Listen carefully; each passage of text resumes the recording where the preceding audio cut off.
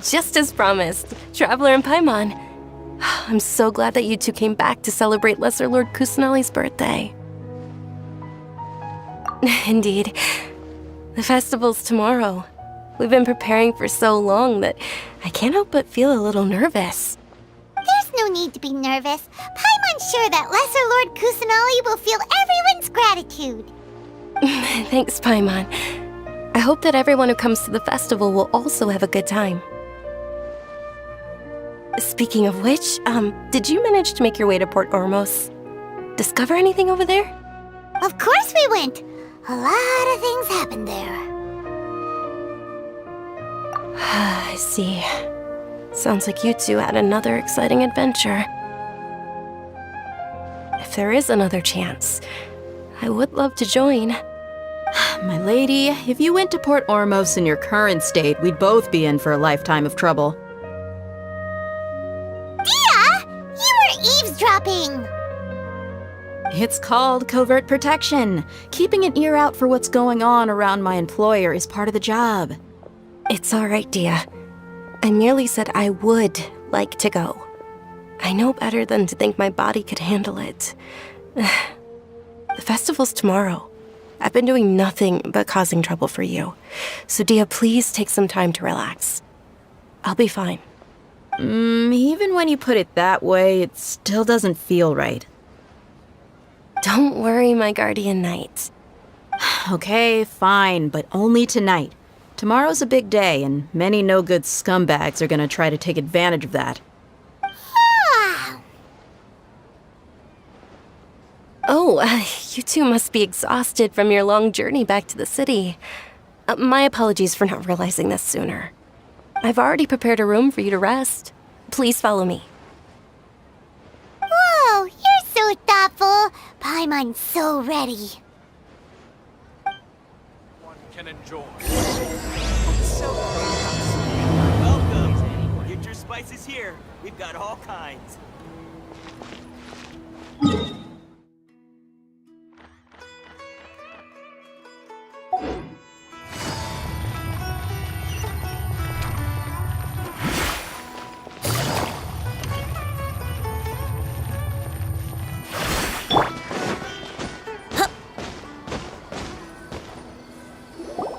Here we are. It's also fairly close to where I've been staying. It looks really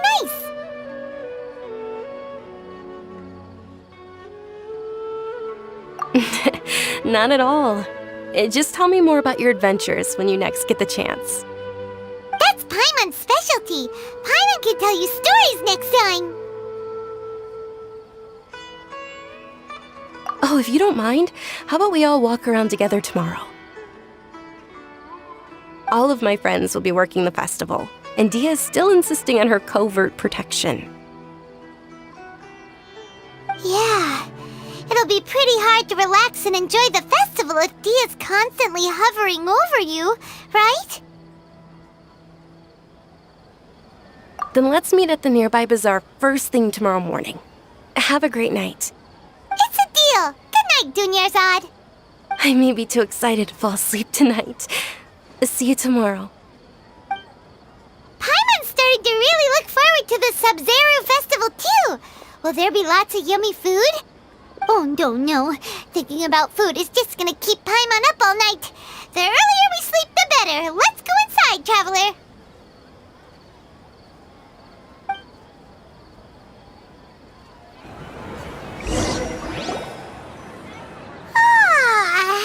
Did we oversleep? We should go meet Dunyarzad right away.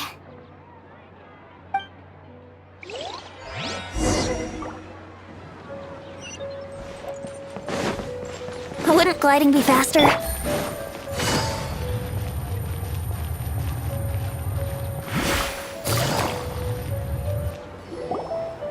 Traveler, Paimon, I've been waiting for you two. Good morning, Dunyarzad. We must have overslept a little bit. Not at all. I arrived early. Today is finally here. I must cherish every moment as if it were gold. You've worked so hard for this this day. You gotta enjoy it to the fullest. You know it. Oh, it's just that, as expected, I had some trouble falling asleep last night. I'm hoping my body won't be too much of an issue today. Well, shall we? Let's start with the stalls over there. Many vendors came out of the blue to support the event, and they insisted on covering costs themselves. Let's go give them some business. They paid for everything out of pocket? Oh, sounds like they're not in this just for the Mora. They all said that contributing to a lively festival atmosphere is more important than money.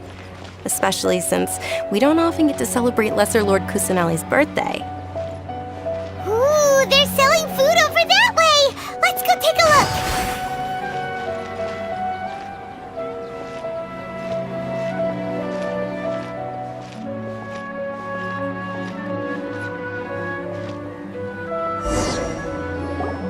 This is a stall offering foods from the Haftmewa feast.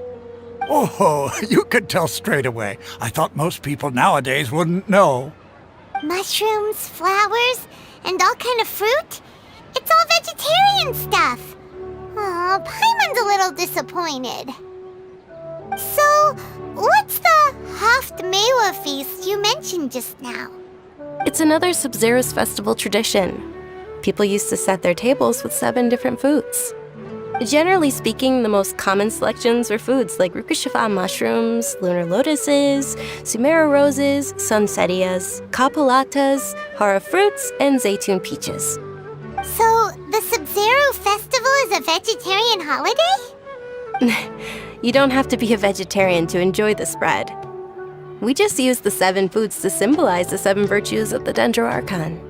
Wait, but if that's the case, if Sumeru uses vegetarian food to represent the Dendro Archon, then wouldn't the Pyro Archon's festival be full of food like roasted fowl, juicy meatballs, grilled steak? Oh, Traveler, we have to go to Natlan as soon as possible! I hope your wish comes true one day, Paimon. Thanks!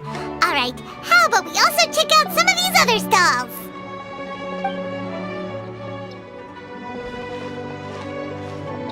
Dear customers, would you like to try your hand at alchemical divination?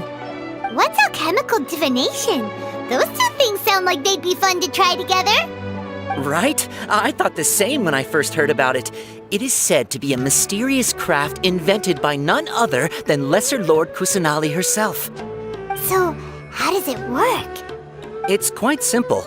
After you give me any 2 alchemical reagents, I'll use them to perform a random transmutation. Sure sounds random.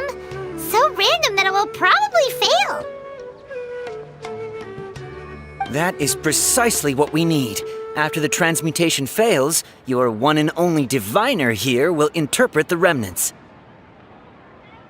Well, according to Lesser Lord Kusanali, everything is interconnected, and all that occurs can be traced back to fate. You could say this is a pearl of old wisdom. Why does everything sound so much more credible when Dunyarzad says it? Are you guys working together? So that's the true wisdom behind it. This young lady sure knows her stuff. So, how about it? Want to give it a try?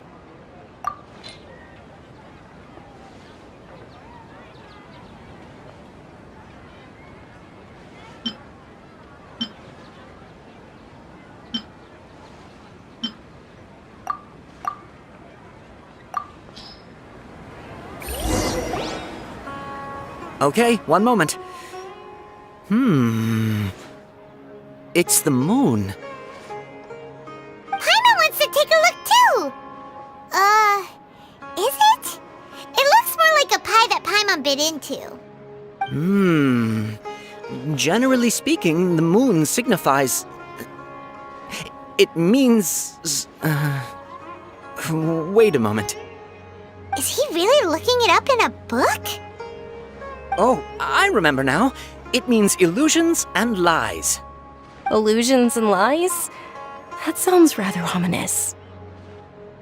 Yes, but this book says that if you trust your intuition and overcome your fears, the sun will surely rise. He's not even trying to hide his book anymore. Naturally, fate will only ever show you the beginning of a journey. It is up to you to forge your own ending. Oh, thank you so much. I'll keep that in mind. Oh, it's nothing. I'm just learning as I go. Guess that was still pretty interesting. Okay, on to the next stall. They say the subs...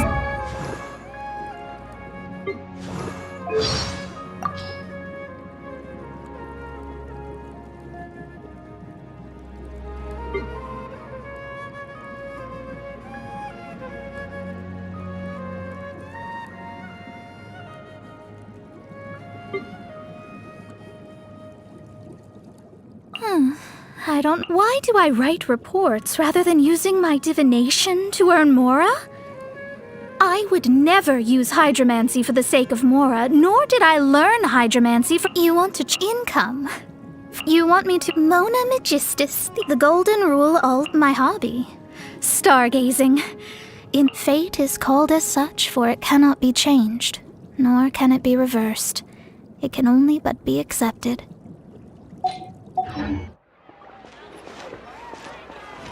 Large flower carriages used to parade through the city.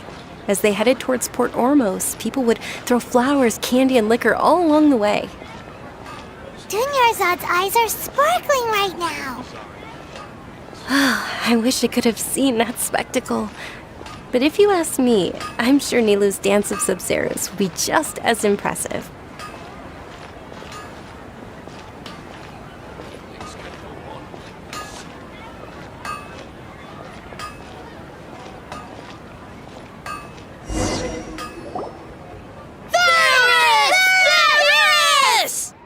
Attention! Soldiers, fall into formation if you want any Yalda candies.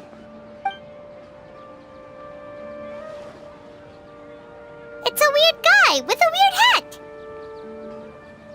Hey, it's Dunyarzad! Wow!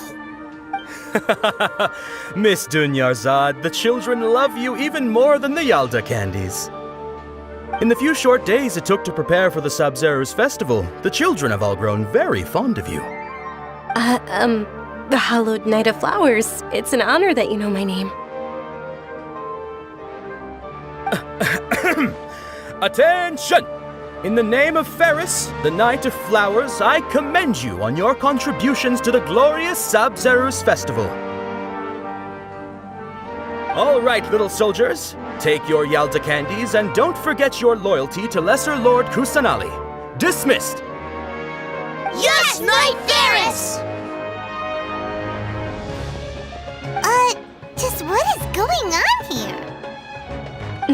Ferris, the Knight of Flowers, is another Sub-Zero's festival icon, and one immensely popular with children. In the past, the actor portraying Ferris would also sit on a flower carriage. It's all thanks to Miss Dunyarzad's sponsorship that the children can make such wonderful memories today. As are we to you, Vihar. Oh, not at all. Oh, speaking of tradition, do you want some Yalda candies? They're a festival staple, and I happen to have some boxes readied here. Take a look and pick whichever one you want. Whichever one? Don't these boxes all look the same? That is the fun part. Each box contains a random flavor. It's up to the luck of the draw. Flavors include lavender melon, hara fruit, sunsetia. Ooh, those all sound pretty good. And there's also lizard tail and oni kabuto. Huh? What's up with those two flavors? Oni Kabuto is a little spicier than Lizard Tail. Dunyarzad, you tried them before? Traveler, help Paimon pick one. Paimon wants the Sunsetia flavor. It's all right. Paimon believes in you. I also believe in your intuition. Great! These boxes of candy are numbered 1 to 5 from left to right. Which one do you want?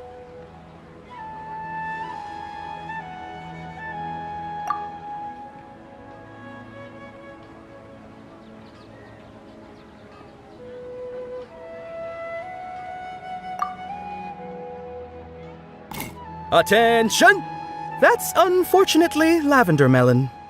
Oh, Paimon thought you survived so many epic battles because you had incredible luck. But looks like Paimon was wrong. The Sunsetia flavored candy was in box number 4. How about this? The most important thing is that everyone has a good time at the festival. So please, take both boxes. Really? Thanks a lot, Knight of Candies! It's Night of Flowers, not Night of Candies. Paimon really wilted the carriageless Knight of Flowers. They all basically sound the same. We got our candy, so let's keep going. Oh, actually, I just remembered that I left something behind. Since you're here, can you come with me to get it? Dunyarzad, you probably forgot because you're so excited about the Sub-Zero's festival. How embarrassing.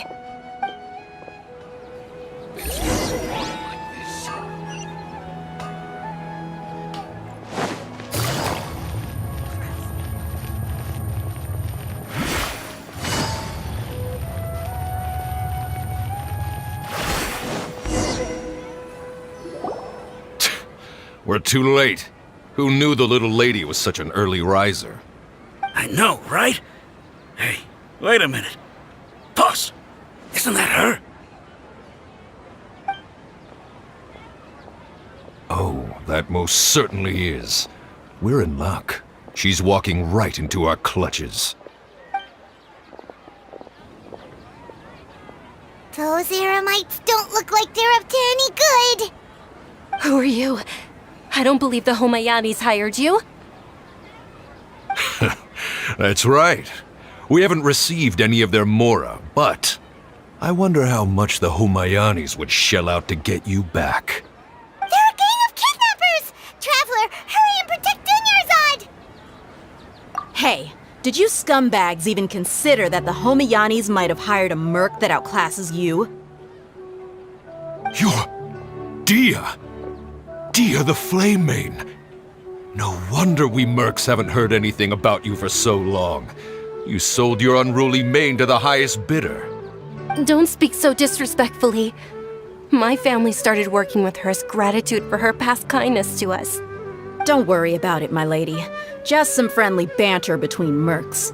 One punch and those rabid dogs will expose themselves for what they really are. Aren't your claws all dull by now? Don't get too cocky!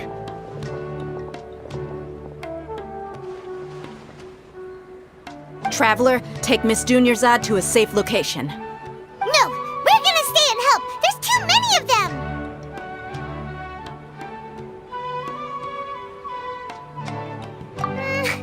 You're right. All right, fine. Please be careful, Dia. Don't waste your time worrying about me. This is my job. Look out for yourself. After I've wiped the floor with them, I'll go find you all.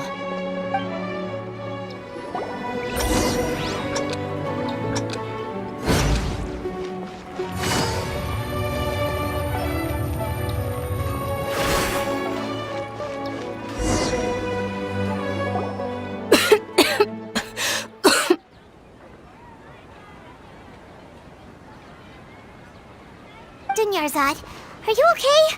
You look a little pale. Are you in shock? I'm fine.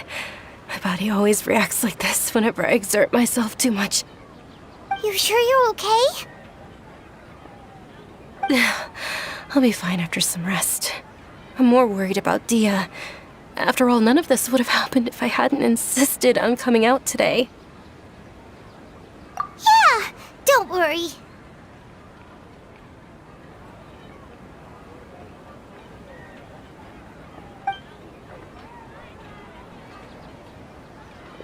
My lady, Traveler, found ya. Dia! You took care of them so fast! Any more of them? Or rather, did anyone follow you? Dia, your arm! Oh, this? I'm fine. It's just a scratch. Normally, they wouldn't have been able to land a hit on me at all, but I'm still getting used to this new greatsword. Please, let me take a closer look. come on, it's nothing. Us mercs aren't as fragile as you think. Hold on, you said something about a new greatsword. What happened to the one you were using before?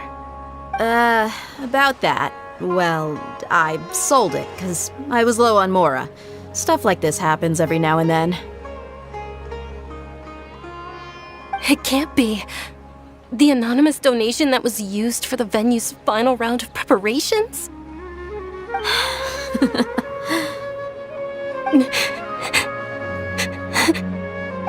Hey, Miss Dunyarzad, I wasn't trying to make you cry. I'm not gonna lose my commission because I made my employer cry, am I? Okay, making your employer cry won't affect your commission, but selling your weapon without permission and getting hurt? I'll have to reevaluate your performance.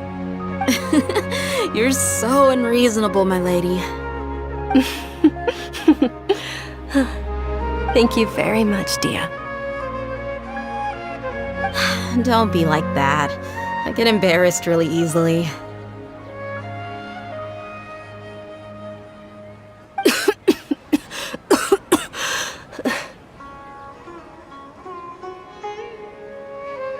Are you feeling unwell again, Dunyarzad?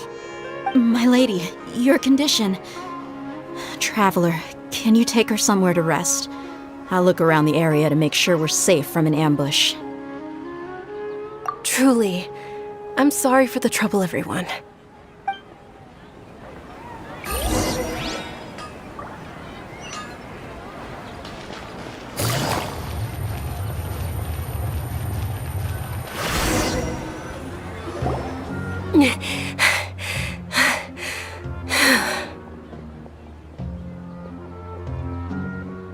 Are you feeling better, Dunyarzad? Yes, much better. Just give me a few moments and I'll be good to go. I didn't realize you were concerned about it. I guess I shouldn't continue to keep it a secret. I was actually born with Elazar. It's terminal now. Can't believe it's Elazar! Oh, you've already heard of Elazar. In that case, you probably know about its severity. Sumeru's current medical advancements still haven't been able to find a cure. The disease's progression can only be delayed through environmental therapy. Dunyarzad. There's no need to be sad. I've always lived with Elazar and I came to terms with it a long time ago. Compared to the simple fact that I'm afflicted with this, its effects on my life have been much more painful. I know that my family loves me dearly. They've done all they can to provide the best environment for me so that I can live for that much longer. However, I know I will one day succumb to this. Did you know? Before I ran away from home this time, the world outside of my home didn't even know that I existed. Since I was a child, all I could do was sit on my bed and stare at everything outside of my window. I'm sure my family's worried and disappointed in me for running away, but I just didn't want to have any regrets. I wanted to meet other people. To me, there's nothing more beautiful than being able to meet and speak with others. Not to mention the incredible time spent preparing for the festival, the joy on everyone's faces here, and all the support I've received from friends like Dia. This way, when my final day does arrive, it will be less sorrowful. At the very least, many people will remember that I once existed in this world, right? As long as you don't forget Paimon, Paimon also won't forget about you. No, even if you forget Paimon, Paimon will still remember you. Thank you two so much. I apologize for the depressing conversation. This is out of character for me. To be honest, Lesser Lord Kusanali gave me the courage to do all of this. If it weren't for her encouragement, I wouldn't have taken that first step. Thanks. There will always be frustrations in life, but I know that the point of living is not to leave behind any regrets. Oh, right. Isn't it almost time? Huh? Almost time for what? Isn't the Dance of Sub-Zeros about to begin? It's the part of the festival that I've been looking forward to the most. Nilou will recreate that legendary scene with her most splendid dancing. And the Sub-Zeros festival will conclude amid everyone's applause and blessings. And with that, my wish will also... Then what are we waiting for? Let's go to the stage! Yeah, we should still make it in time.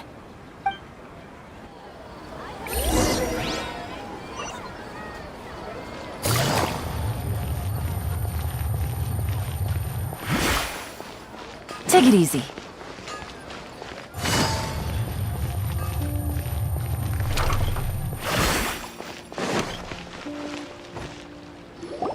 Were you not aware that the law prohibits this type of performance from taking place without prior permission? Over there! Someone's yelling at Nilou! I think I just saw the Academia's Grand Sage. Why is he here in person? But the Dance of Sub-Zeros is one of the key parts of the Sub-Zeros festival. If we can't perform it... The Sub-Zeros Festival. The law also prohibits the private hosting of large-scale religious festivals. Only the Academia can host such an event. If you continue to resist, we will have to order an investigation into every single event organizer. The Grand Sage has already granted you much leniency. I advise that you exercise tact. How did things turn out like this? The Academia was originally responsible for the Sub-Zeros festival, but they failed this responsibility for many years. I need to speak with them. This is a hard pill to swallow, but you're right. Things would only get worse. Art, dance. Aren't you ashamed of pursuing such frivolous and meaningless activities in this land of knowledge and reason? Our Archon created the utopia that is Sumeru City for all scholars who sought validity, verity, and truth, while people like you wish to defile it. No. I believe that our Archon never rejected the arts. Even the goddess of flowers dedicated a dance to her. With your lack of intellectual credentials, I do not believe you are qualified to debate with me. What you should be doing is finding workers to tear down this ridiculous eyesore.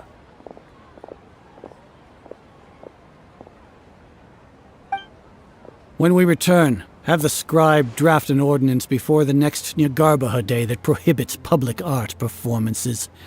We will announce it to the public later via the Akasha. Understood. I will inform him when I return.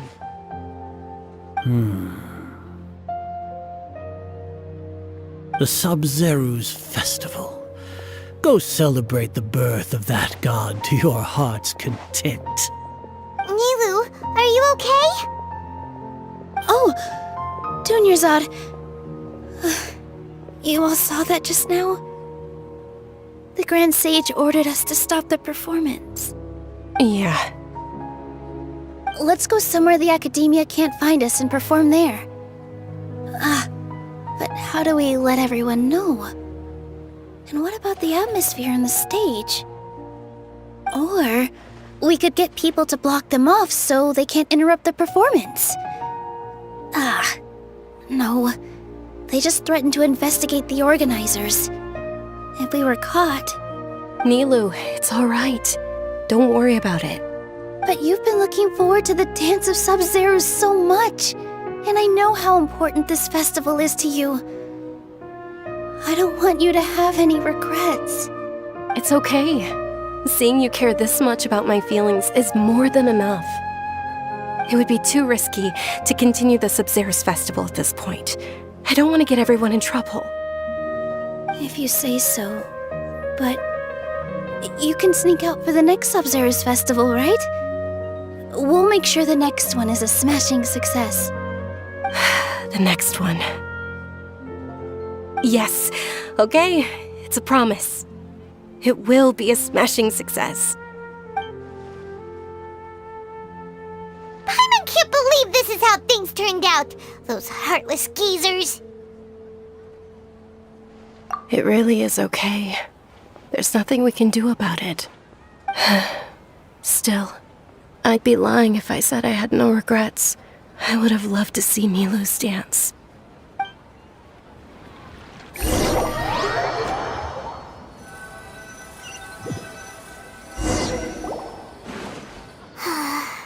A lot happened today. It's a shame the festival ended the way it did. Nilu and Dunyarzad promised to make the next Sub-Zero's festival a success, but Dunyarzad is running out of time. Yeah.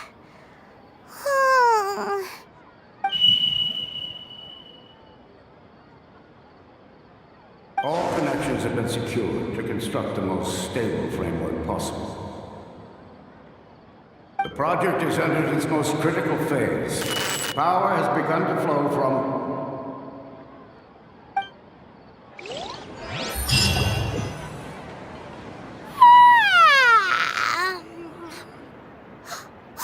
We're gonna be late! It's all because you wouldn't get out of bed! We should go meet Dunyarzad right away!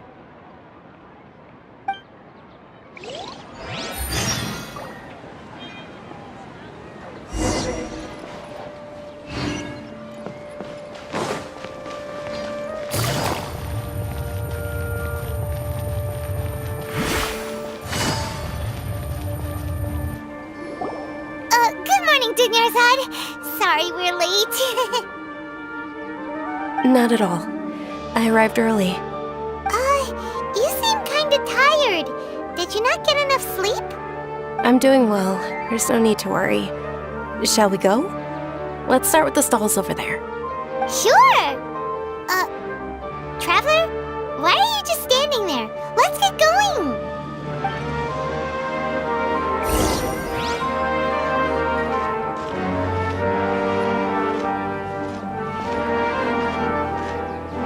Ooh, they're selling food over that way! Let's go take a look!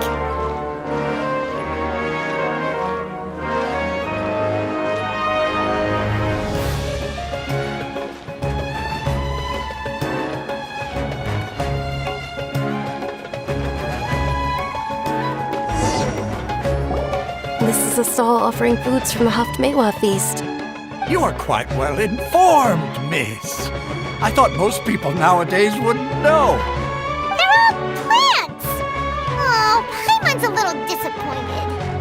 Actually, what is the Haftmewa feast you mentioned just now? It's one of the Sub-Zero's festival's traditions.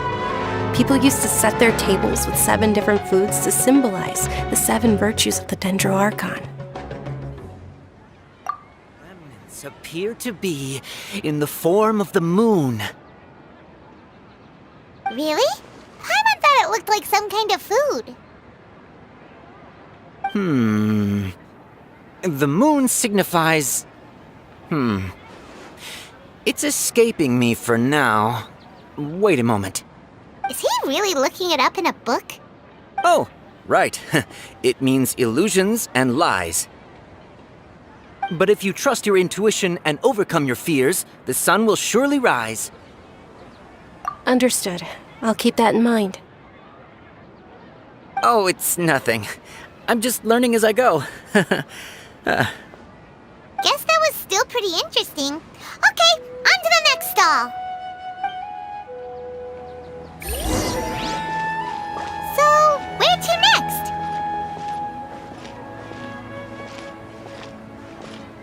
Trust me. Just take my word for it.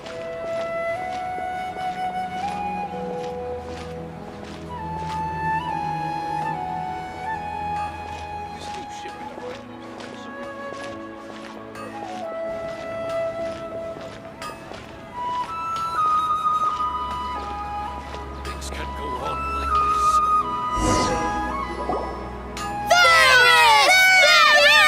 this. All right, soldiers. Now that you have your Yalda candies, don't forget your loyalty to Lesser Lord Kusanali. Dismissed! Yes, Knight Varus! What's going on? Is this a play? Ferris, the Knight of Flowers, is another Sub-Zero's festival icon and one immensely popular with children. It's all thanks to Miss Dunyarzad's sponsorship that the children can meet the Knight of Flowers. Oh, do you want some Yalda candies? I happen to have some boxes readied here. Take a look and pick whichever one you want. What's to pick? Don't these boxes all look the same? It's not that simple. Each box contains a random flavor. It's up to the luck of the draw. Flavors include lavender melon, hara fruit, sunsetia. Ooh, how interesting. And there's also lizard tail and oni kabuto. Ugh, why do those flavors even exist? Traveler, help Paimon pick one. Paimon wants to eat the sunsetia flavor. Great! These boxes of candy are numbered 1 to 5 from left to right. Which one do you want?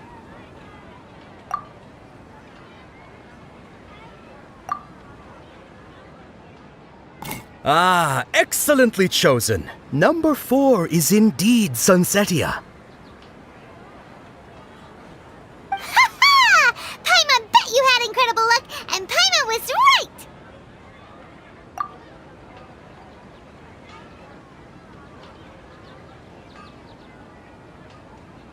Huh? How's that possible? It's obviously random. Maybe we didn't sleep very well last night. Or maybe we slept too much.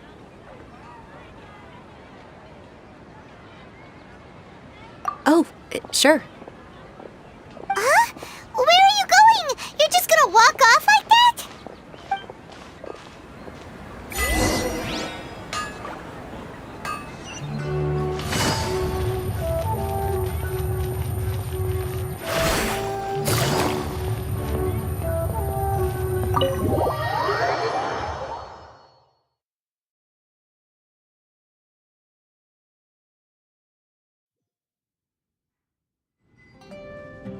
A feeling of deja vu? Oh, Paimon knows what that is. It's when you feel like you've already experienced whatever is going on. In that case, Paimon also felt something like that today. But that's just our brains playing tricks on us, isn't it? So why'd you run here in such a hurry?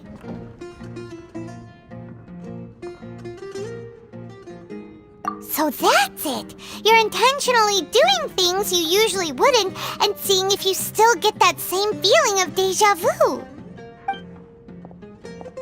Welcome, you two. Are you here for lunch? What would you like to eat? Got it. You don't look like you're from these parts, but I gotta say, you've got good taste. I'll give this order to the kitchen. Coconut charcoal cake? Isn't it that burned thing that didn't look tasty at all? Oh, Paimon understands what you're trying to do now. You'd never normally order something like this.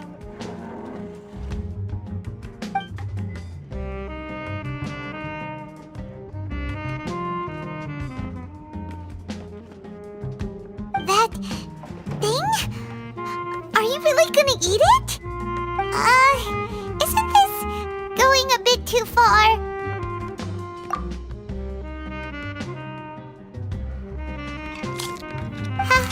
How was it? The look on your face is telling Paimon that it tasted awful. Then, you mean... That's impossible! We were just talking about how gross it looked! So, would this be a case of taste bud deja vu? Paimon also gets the impression that we've been here many times, even though we aren't regulars. How about we go out again and try something else?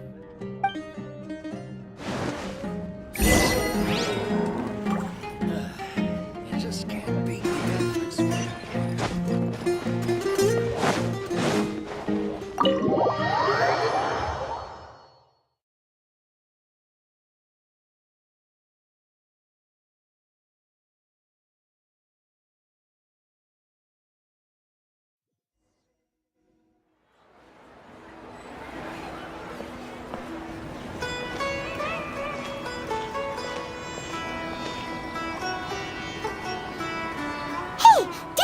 just sitting by yourself on that bench over there.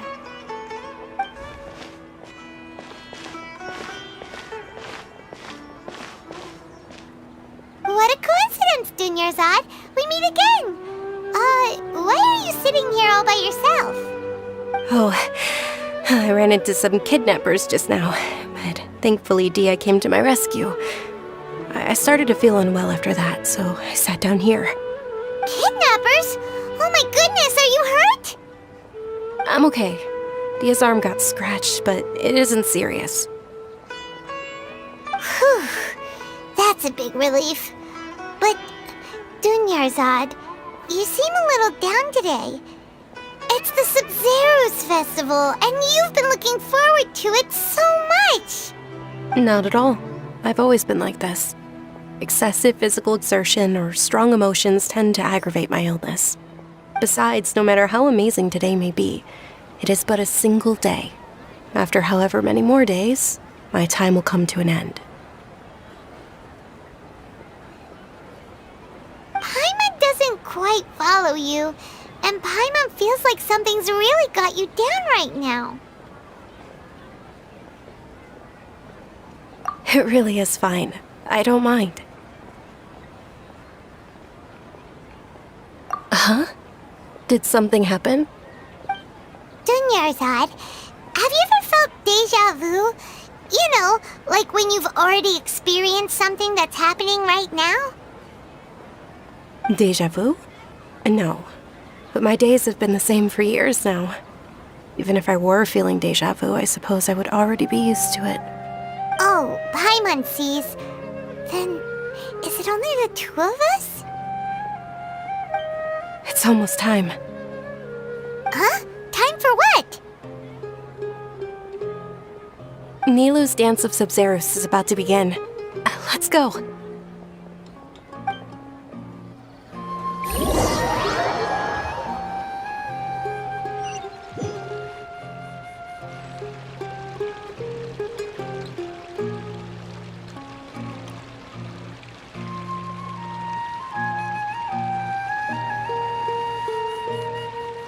With your lack of intellectual credentials, I do not believe you are qualified to debate with me.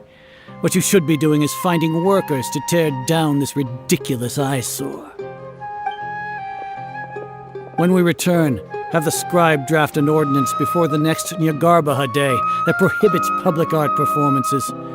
We will publicly announce it later through the Akasha. Understood. I will inform him when I return. The Sub-Zero's festival.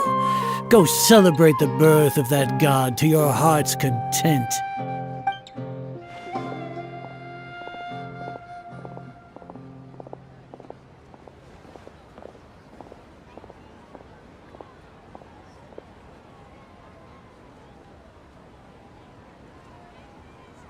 Nilou, are you okay? Oh, Dunyarzad. The Grand Sage ordered us to stop the performance. It's okay. There's nothing we can do about it. But you've been really looking forward to this. I don't want you to have any regrets. It truly is unfortunate, but I don't want to cause trouble for anyone. Didn't the Grand Sage say that he might investigate the organizers? True, but... Well, okay. I'll just have to try again next year. The next festival. I probably won't be around by then. Wait, what did you just say? No, nothing. I'll be heading back to rest. Thank you for your help, everyone. Paimon can't believe what those heartless geezers did!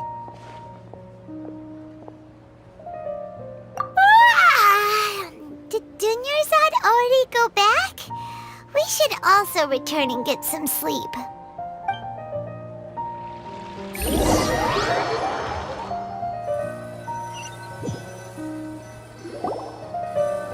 So, in the end, you still couldn't figure out what that deja vu feeling was all about? Maybe it really was because of exhaustion. Same here. That's why Paimon stopped thinking about it halfway through the day. Then, how about we settle in and get a good night's sleep? For now, we can chalk things up to exhaustion. We can do more thinking tomorrow.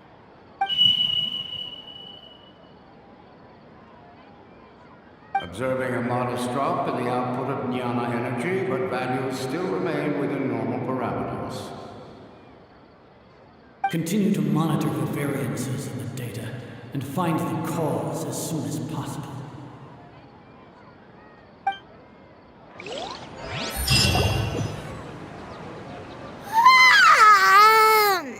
Why does Paimon feel so tired after so much sleep?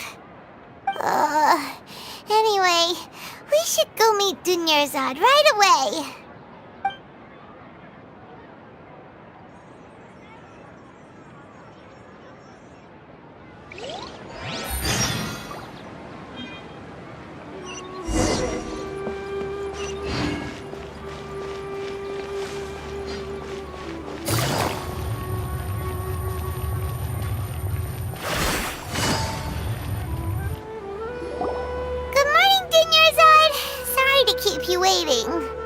Not at all.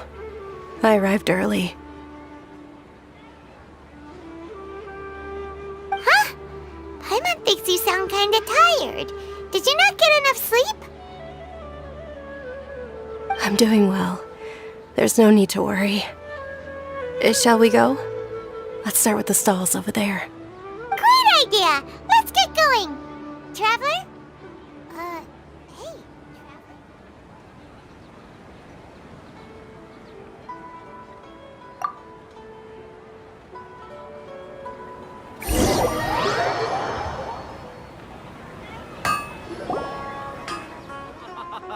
It's all thanks to Miss Dunyarzad's sponsorship that the children can enjoy the Sub-Zero's festival.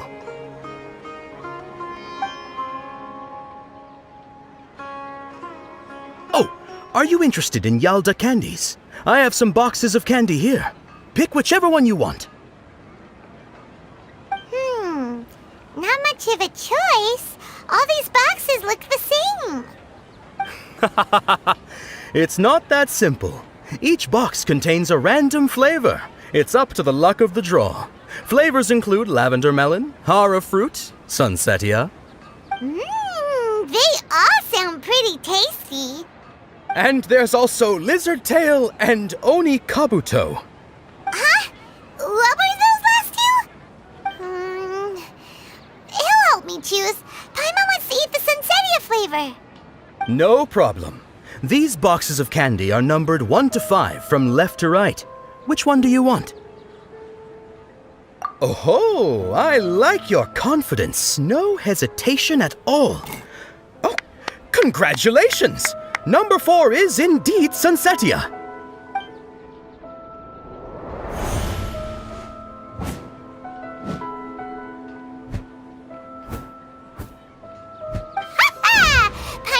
He always had incredible luck.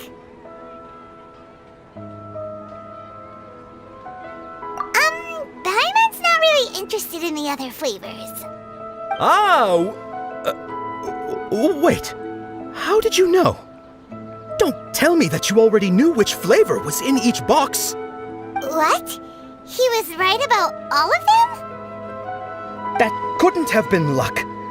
How is this possible? I packed all those boxes this morning, and they've been sealed ever since. You couldn't have known beforehand. Mind reading? X-ray vision? Or some kind of magic trick? This is way too freaky. Tell us what's going on. Since when did you get superpowers? Traveler?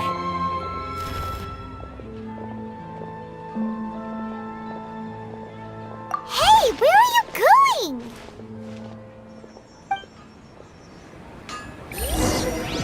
What's going on? Did you see something? Us leaving Dunyarzad without letting her know is kinda rude, you know.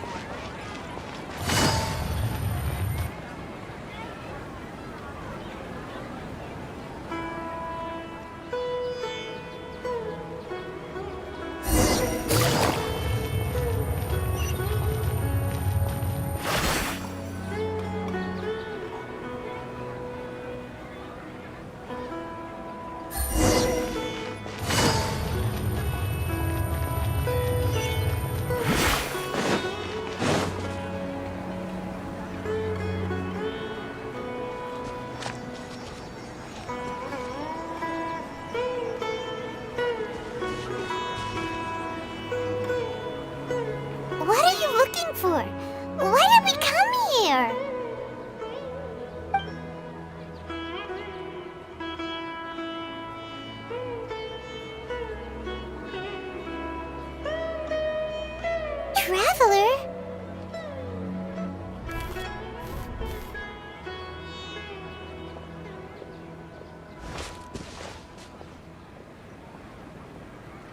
That's...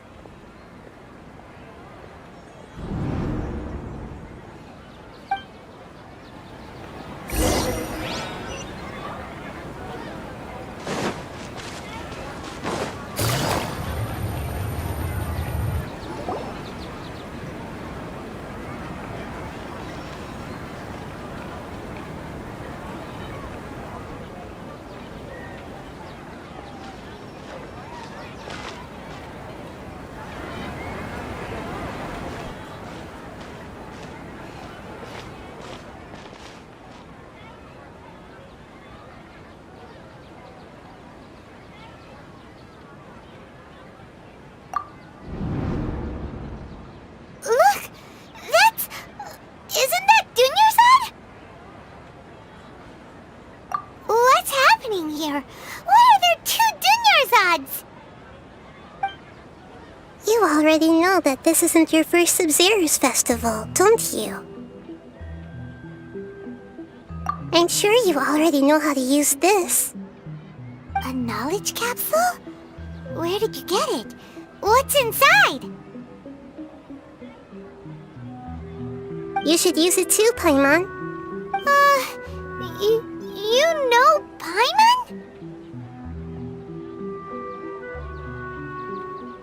Well, this seems kinda sketchy, but Paimon feels like this is what we should do.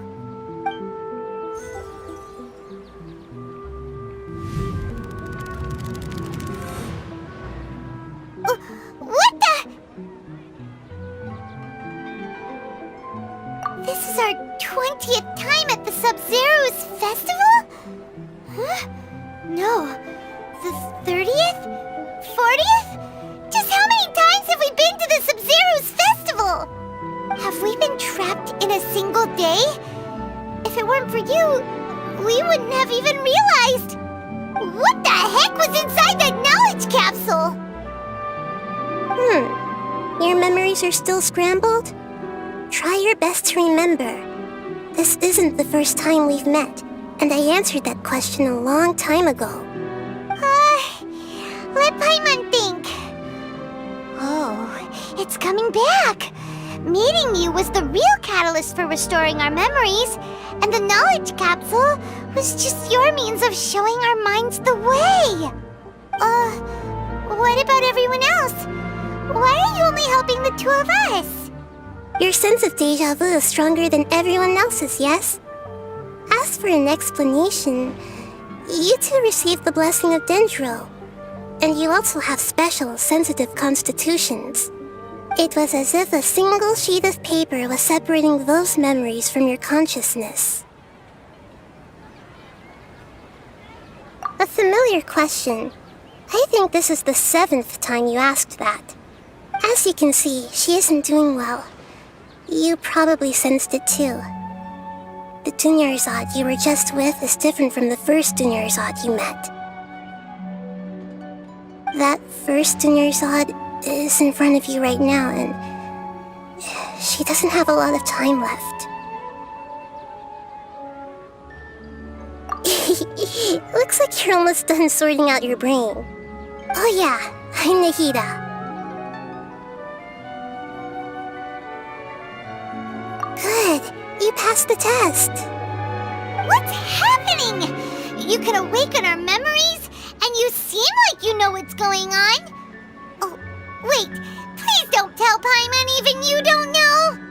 Everything in this world runs in a loop. This cycle is called the samsara. You, me, and everyone else are all stuck inside the one-day samsara. As for the truth, that's on you to find out. If you were told the truth instead of discovering it yourselves, it would literally blow your minds. I don't know how you'd be after that. I can only give you surface-level help, like bits of information and subtle hints. For the rest of the time, I'll be doing all I can to slow down Dunyarzad's illness. She looks like she isn't doing well at all. Her her illness gets worse after each Sub-Zero's festival. If we can break out of the samsara, I might be able to save her. But as things are right now, she's just a small bird in the sky that's about to lose its last feathers. All I can do is raise a gale to delay her fall. You sure love to use weird analogies. Analogies are wonderful tools. They let you use existing knowledge to understand unfamiliar things. Okay, so, with what you know so far, what do you think the truth is?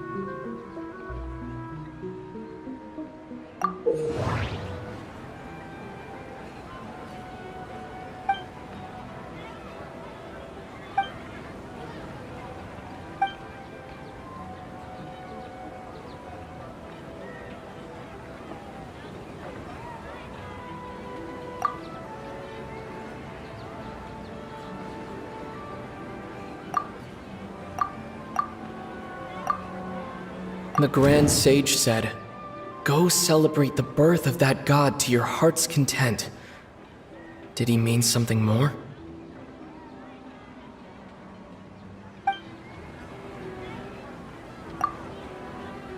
We've already experienced the Sub-Zeru's festival many times, and the day of the festival seems to be in a perpetual samsara.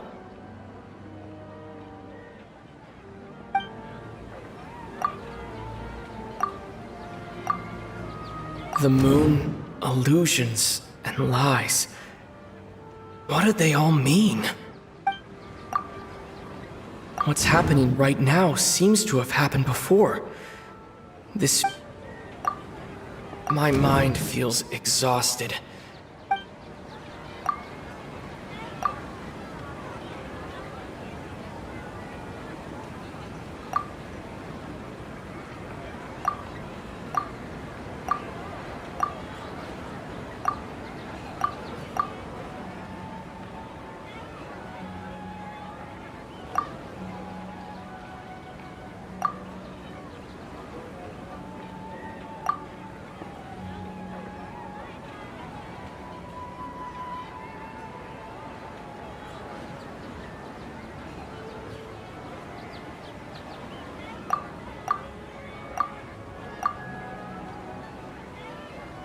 My mind feels exhausted, even though I haven't done too much thinking.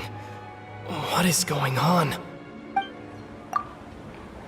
What's happening right now seems to have happened before. The moon, illusions, and lies. The Grand Sage said, "Go celebrate the birth of that god to your heart's..."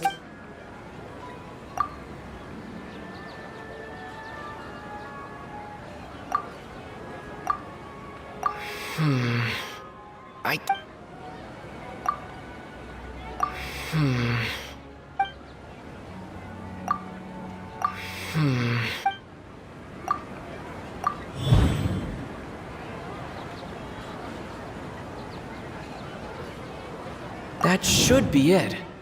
The flow of time is endlessly cycling within one single day.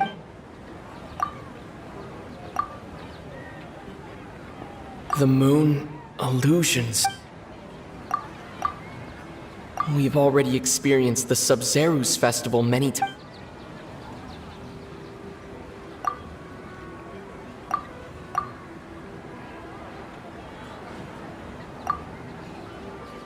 That doesn't sound right.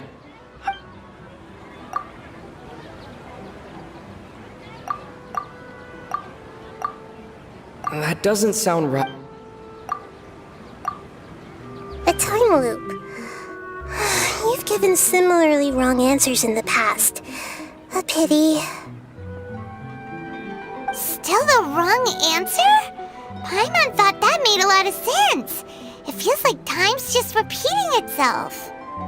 A simple time loop can't explain some of the phenomena. You two are still missing a lot of information. Unfortunately, I can't give you any more hints.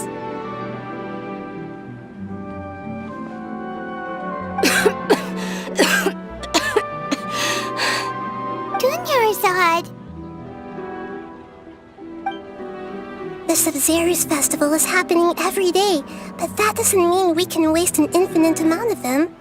Hurry and find the truth before today's festival ends.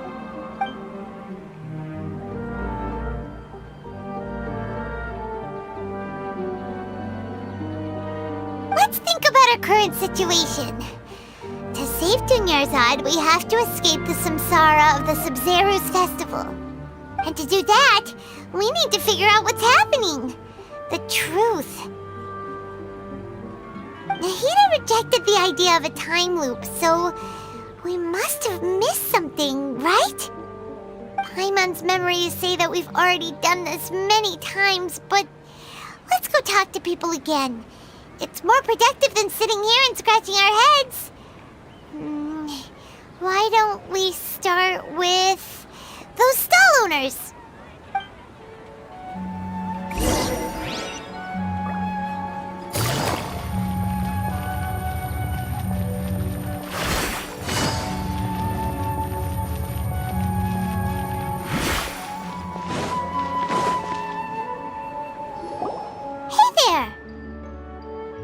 Hey, it's you guys again. Where's your cultured friend? She's feeling a little unwell. I see. Did you come back to buy something? I guarantee the freshness of my products. I harvested them from the forest just yesterday. Huh? What brought this about? I hurried back from the forest yesterday, and I'm selling produce here today. I haven't felt anything strange. To put it another way, if you really think about it, was yesterday truly yesterday? Did you actually come back from the forest yesterday? What kind of philosophical nonsense is this? Are you two daydreaming? Didn't you know that no one dreams in Sumeru? Go somewhere else if you want to find someone to daydream with.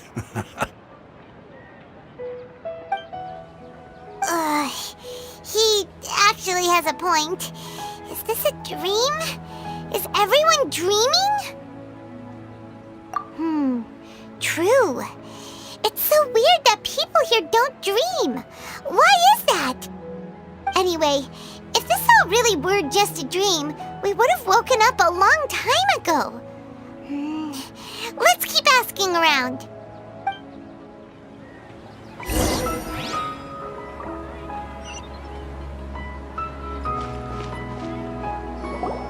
Oh, it's you two. Was my divination so accurate that you felt compelled to compliment me in person? Ooh, I knew it! I told you, the god's divination is highly accurate. You just hadn't fully understood its significance yet. You're really excited about this, huh? That's exactly why we came back. Help us better understand it. Help you better understand it? Well, that isn't exactly what I excel at. So, you're admitting that you don't have a clue? Anyway, what kind of situation did you get into? Huh? Hold on a second. I thought you guys just lost your wallet or fell for a scam. What you just said, are you serious? Does that kind of thing actually happen in real life? Paimon knew you weren't going to believe it. Marvelous. Truly marvelous.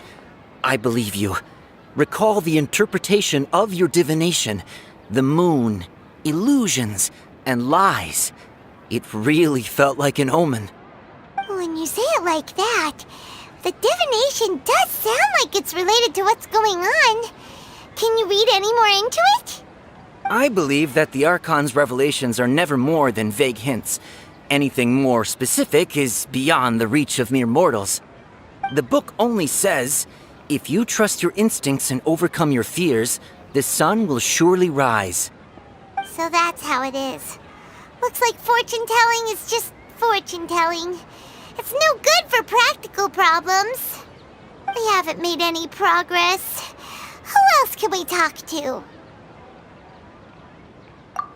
Paimon remembers that we tried talking to her a couple of times, but she always thinks we're playing pranks on her. You think she'll brush us off again? Yeah, if we tap into Dia's strong sense of responsibility as a mercenary, then she'll definitely take us seriously. At this time of day, Dia's probably just finished beating up those kidnappers. Let's go find her.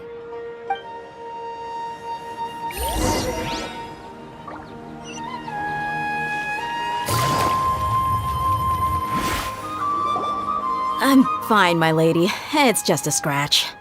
Perfect timing. Both of you are here. Paimon, Traveler, you came at just the right time. Listen, there was a dangerous Huh? You saw? Then why didn't you jump in earlier? If someone was protecting Miss Dunyarzad, I could've went all out. Anyway, can you do something for me? You want the Traveler to take Dunyarzad somewhere to rest up while you check to see if there's still any kidnappers around. Did Paimon get that right? How did you know what I was going to say? We need to say something convincing.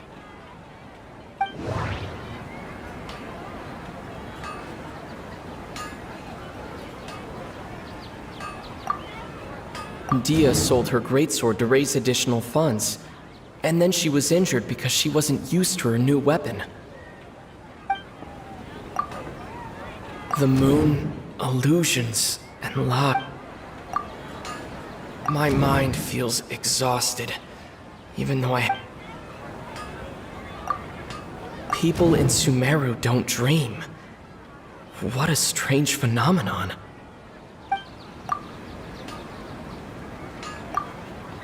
Tell her, Traveler!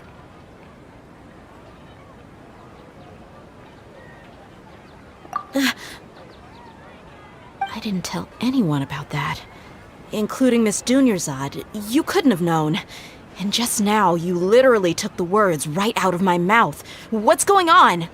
All right, so this is the situation.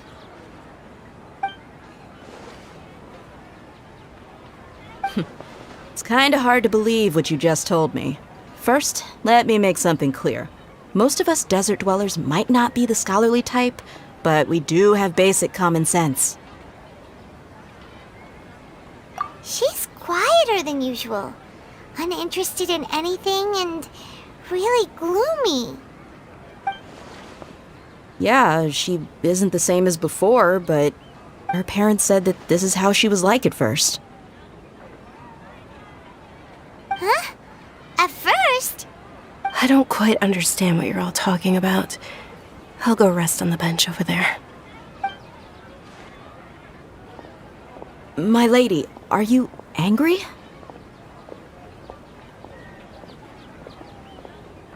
All right, I'll give you the benefit of the doubt since you knew about my greatsword.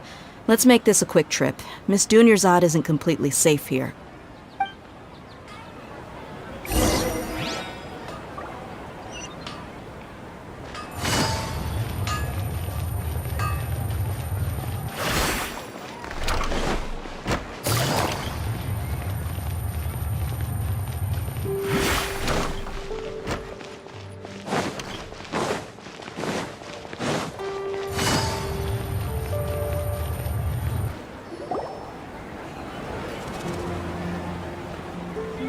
Nahida!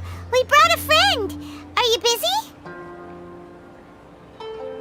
I thought I told you that it won't help to bring anyone here.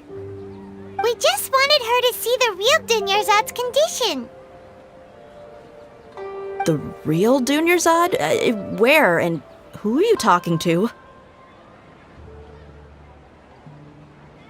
Huh? I told you that you two are special. Other people can't see me or Miss Dunyarzad here.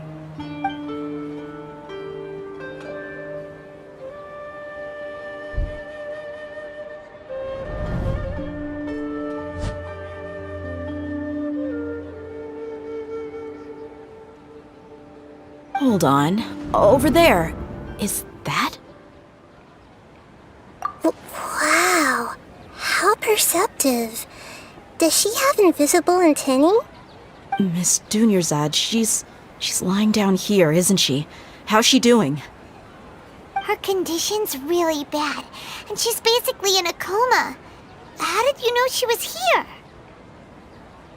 I can sense her aura.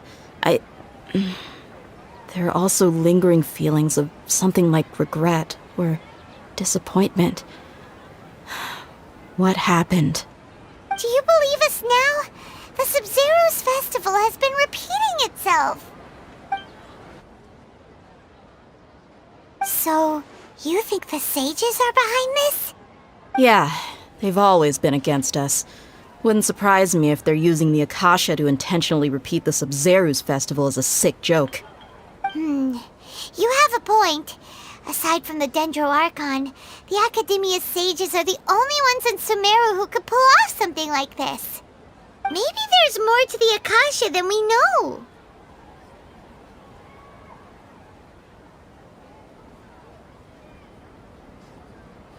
Right! Didn't you awaken our memories using something that looked like a knowledge capsule? That means you must know something about the Akasha! The Akasha relies on the power of a gnosis to operate, as it is the manifestation of the God of Wisdom's power. It compiles the wisdom of the entire populace, and it grants knowledge to the people. A gnosis could do that? No wonder the Akasha is so magical. It's being powered by the gnosis of Sumeru's Archon. So, this Nahida you mentioned, what did she say? She said, and Paimon quotes, "The Akasha relies on the power of a gnosis to operate, as it is the manifestation of the God of Wisdom's power. It compiles the wisdom of the entire populace and it grants knowledge to the people." Compiles the wisdom of the entire populace and grants knowledge to the people. Wait.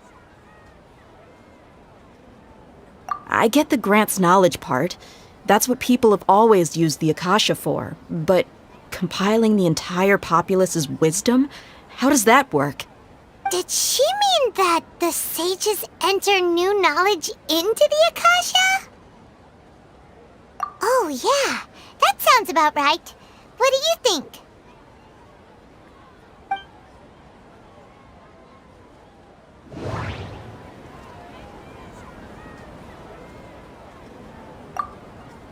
People in Sumeru don't dream. What a strange phenomenon. Okay, Nahida said the Akasha relies on the power of a gnosis to operate, as it is the manifestation of the God of Wisdom's power. It compiles the wisdom of the entire populace, and it grants knowledge to the people.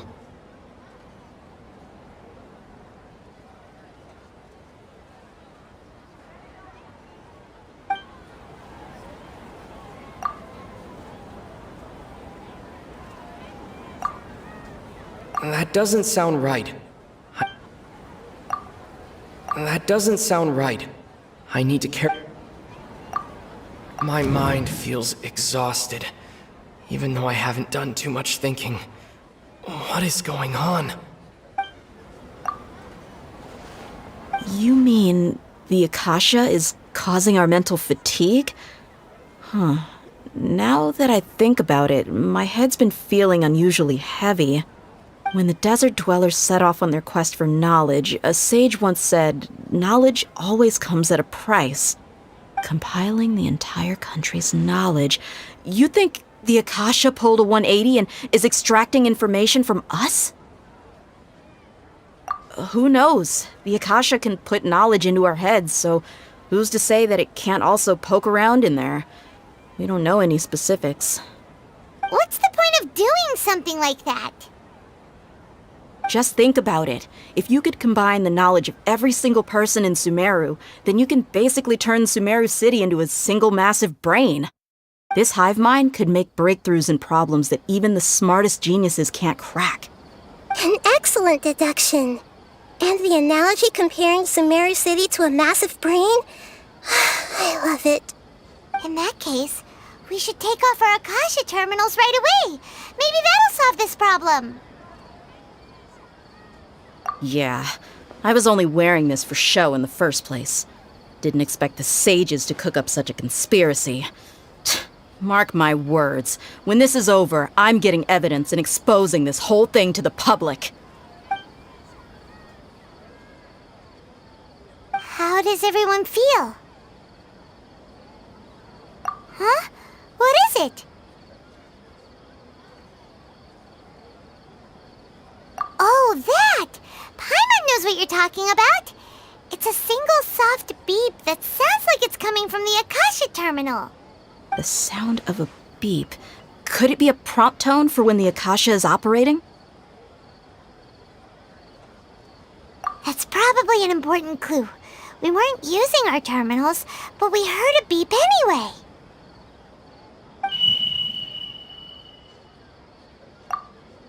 Traveler, did you hear that? I heard it too. Our ears aren't messing with us. There was definitely a beep, but it sounded like it was coming from inside my head. We took off our Akasha terminals.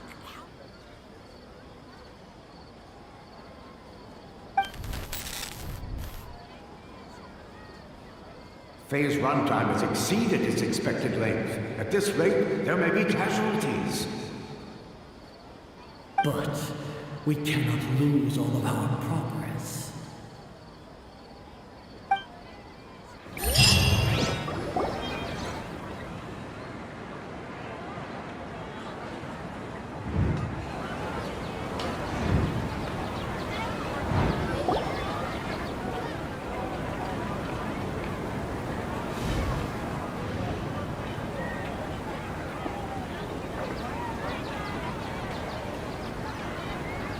Paimon remembers everything!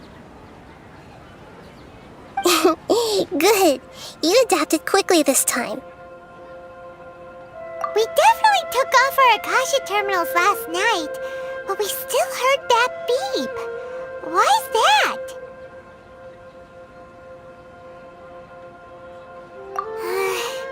But now we can at least confirm one thing. The Akasha definitely has something to do with whatever's trapping us in this cycle. Oh, Paimon doesn't get it. Why would the Akasha go this far if all it wants is everybody's wisdom? It's extremely difficult for lab rats in an experiment to understand why they're being treated the way they are. If we're lab rats, then what are you? Nahida, you've never told us anything about yourself. I guess I'm the moon. The moon? Wasn't that the result of our divination? Anyway, knowing who I am won't help you get closer to the truth, so you should focus on other things. Don't get distracted and miss any clues. Okay then. Dia helped us a lot yesterday, so let's go find her. If Paimon's reading the time correctly, those kidnappers should be showing up soon.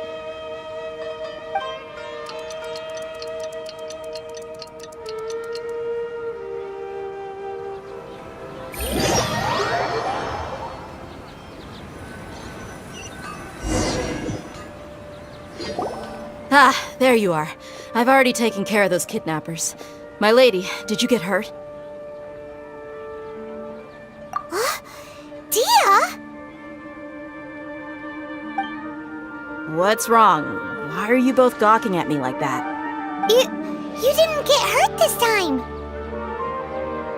Huh? What do you mean this time? Why are you so surprised that I managed to get out unscathed? Those kids were amateurs.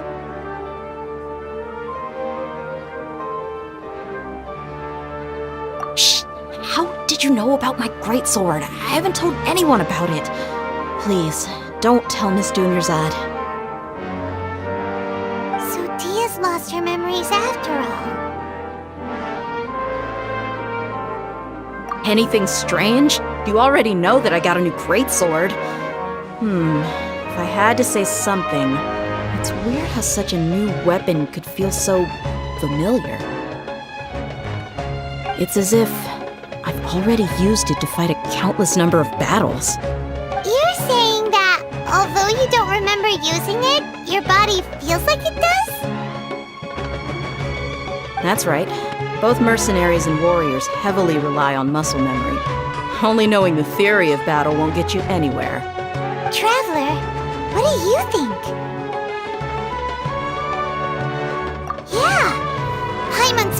really hopeful. Oh, you're right! Earlier in the Samsara, something like this would have never happened. I have no clue what you two are talking about, but it's still dangerous here, so... So you want us to take Dunyarzad somewhere else to rest while you check if there are still more kidnappers around, right?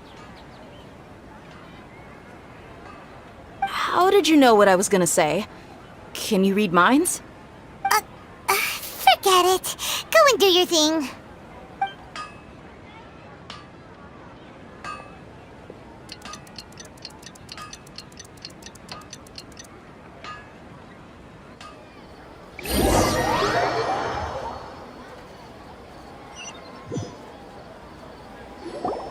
Whew.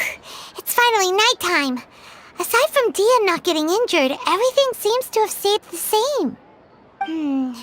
Listen, Nahida, we found out that Dia got out just fine today, even though she got injured every other time she fought the kidnappers. Do you think the Samsara has been broken? Have we saved Dunyarzad? Really?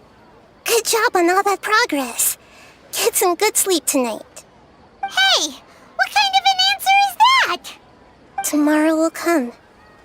Everyone assumes this is common knowledge, but the only way you can know that for sure is if you experience tomorrow. How many todays has it been? Is it possible that today will be followed by yesterday? Does tomorrow truly exist as anything beyond a made-up concept? It's even possible that this entire world is a lie, and the history of the whole world has just been one endless Sub-Zero's festival. Okay, no more. Paimon's brain is already shut down. That's why it makes no sense to waste your energy thinking about things you will learn tomorrow. Get some good rest. You know, use the bathroom and flush your anxiety dookie away. Huh? Hold on, what did you just say? Did Paimon hear you correctly? Huh? People always say they feel a sense of relief after they take a duk-duk. That's why I suggested you could try that. Is that so strange? It's so strange and so against common sense that Paimon's at a loss for words. You were sounding kind of smart just a minute ago. Yeah, even though it's happy and lively at the Sub-Zero's festival every day, it feels like it's been a long time since we've really gotten to relax. Let's go back to our room.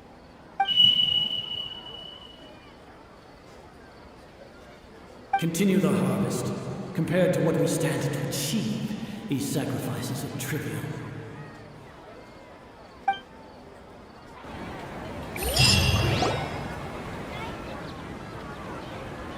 We're still in the same day!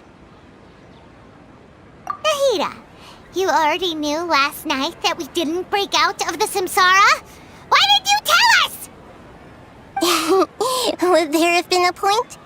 You would have spent the night with new worries, with tomorrow still out of reach. In that case, you might as well rest within that brief moment of hope. An opportunity like that doesn't come by often, and I thought it might help you clear your minds. Paimon thought the Duke did that! Whatever. Guess you were looking out for us after all.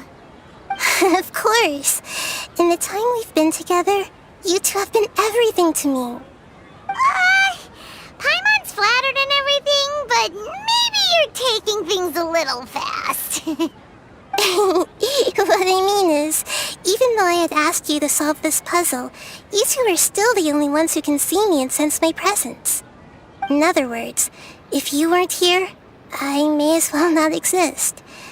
That's why you two have been everything to me. Get it? Nahida's talking about confusing stuff again. Anyway, that's enough chit-chat. So, Traveler, did the new clues yesterday help you gain a new understanding of the situation? Huh? Why are you scrapping your previous theory?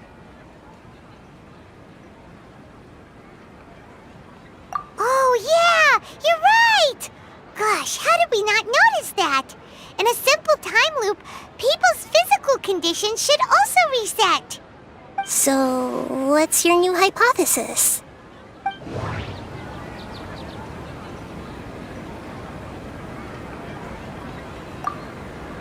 The beep is a prompt tone for Akasha operations.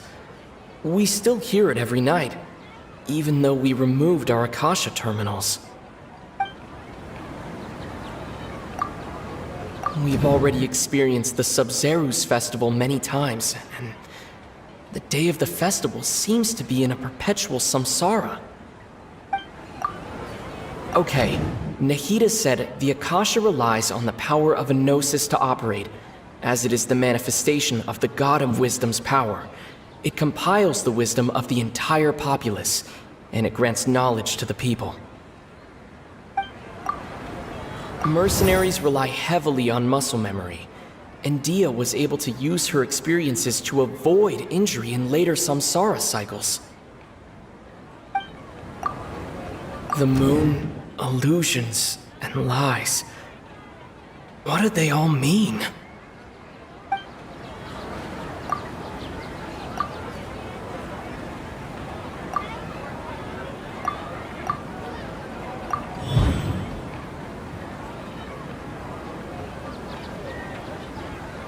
If all our memories of a day are erased at the end of that day, then we would unwittingly relive the same day again and again.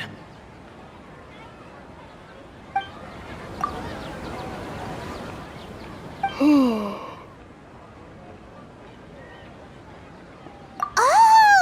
Then the beep we hear every night could just be indicating the deletion of our memories! That's why when we wake up, everyone thinks the Sub-Zeru's festival hasn't happened yet.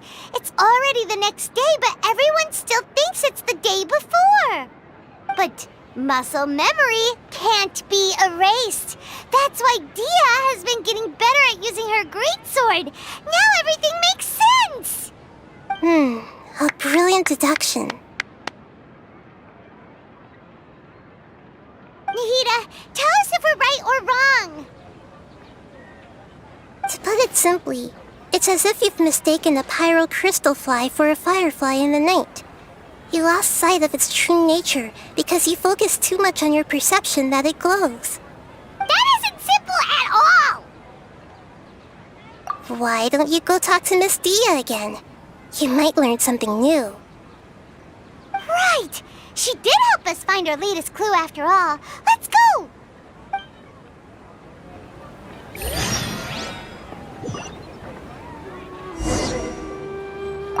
We don't have many more festivals to waste. Hurry and find the truth.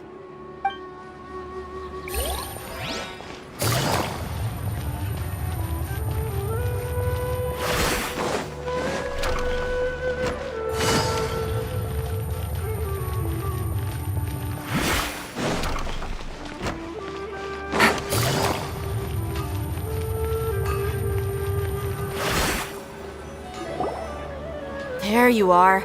Really took me a while to find you. As expected, Dia also didn't get hurt today. Get hurt? Why would I? Don't underestimate me. Well, you're still getting used to your new greatsword. Huh. Truth be told, I also think it's pretty strange. It just suddenly felt so familiar in my hands and... wait a second! How did you know I got a new greatsword to begin with? I didn't tell anyone about it.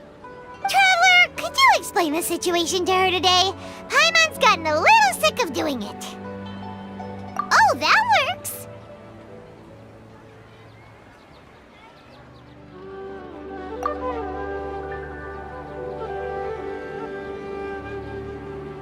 What happened to you guys while I was gone?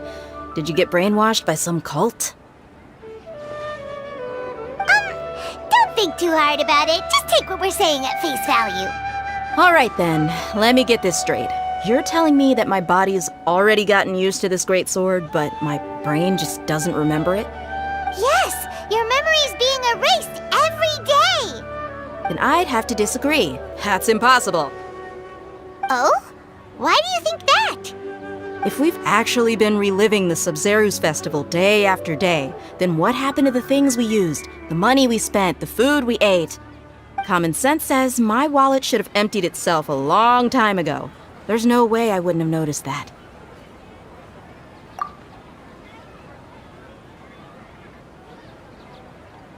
Right! They could use the Akasha to record what everyone did that day, and then use the city's resources to replenish everything! It's not very likely, but it's also not impossible. No, it is impossible. I've got proof. You have proof? Where? You two are surprisingly serious about this nonsensical discussion. Fine, I'll play along for a little longer. Come with me, Miss Dunyarzad. Please come along as well. I still can't guarantee that this area is safe.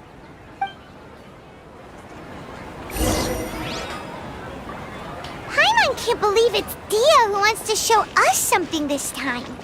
2 days ago, we were the ones taking her to see Dunyarzad.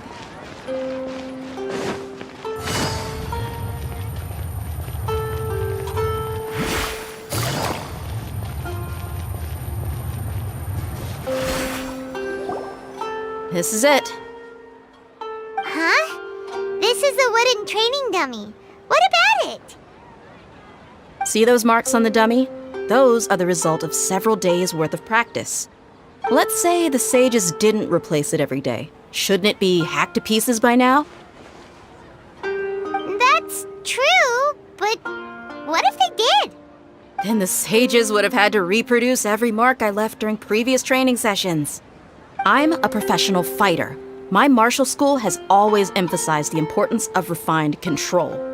The force, angle, and entry point of each strike is calculated and deliberate. That's why I remember every mark on the dummy, as well as my state of mind as I made each strike.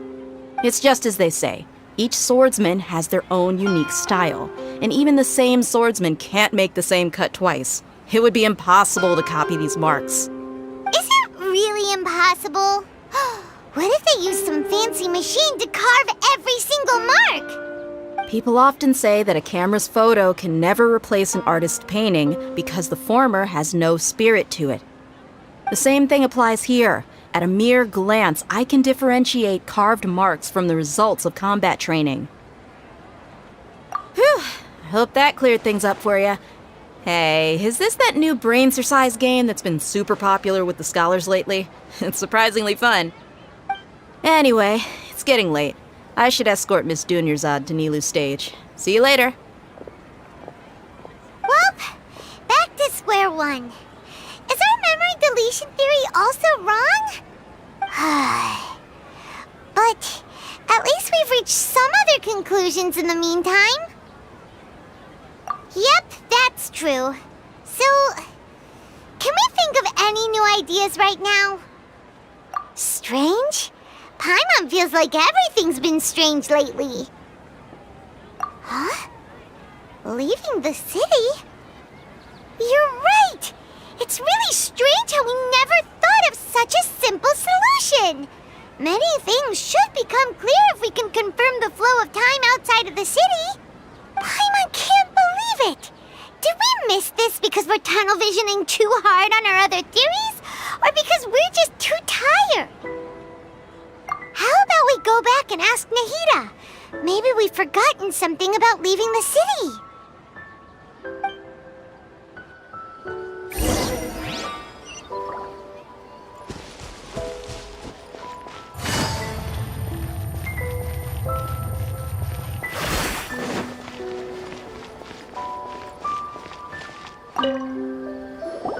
Nahida, we're back! You're back early today. Did you find something new? Sort of. We're mostly sure now that we're not in a time loop. And we also aren't in the real world. But at the same time, we have a new question. Leaving the city. As far as I remember, you've mentioned your plans to do that twice before. We did? But we don't remember anything. What happened after we talked about those plans? What did we say when we got back? Let me think. I don't think you ever actually told me what the outcome was. Oh, it's probably more accurate to say that both times you never came back the whole night. But you two sometimes stay out the entire night anyway, so at the time, I didn't think too much about it. It is true that sometimes we lose track of time during our investigations. Before we know it, it'll already be the next day. But still, neither of us remember anything about leaving town. Really? That's kinda strange. In theory, I should have already awakened all your memories. Yep, something here's definitely fishy. Let's get to the bottom of this tomorrow.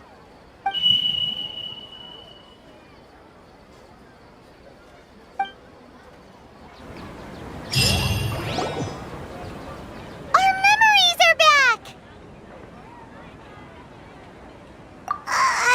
About that. Well, where should Paimon begin? Traveler, aside from your memories that were just restored, I have another message for you. Listen to it and you'll understand. Can't go back. There are countless spaces here. Our Sub-Zeru's festival in Sumeru City is just one of them. Traveler, you should be missing 2 days' worth of memories. Paimon will fill you in. It's time to carry out our plan from yesterday. Okay, let's go!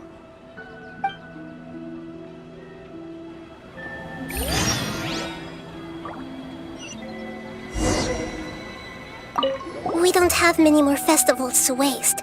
Hurry and find...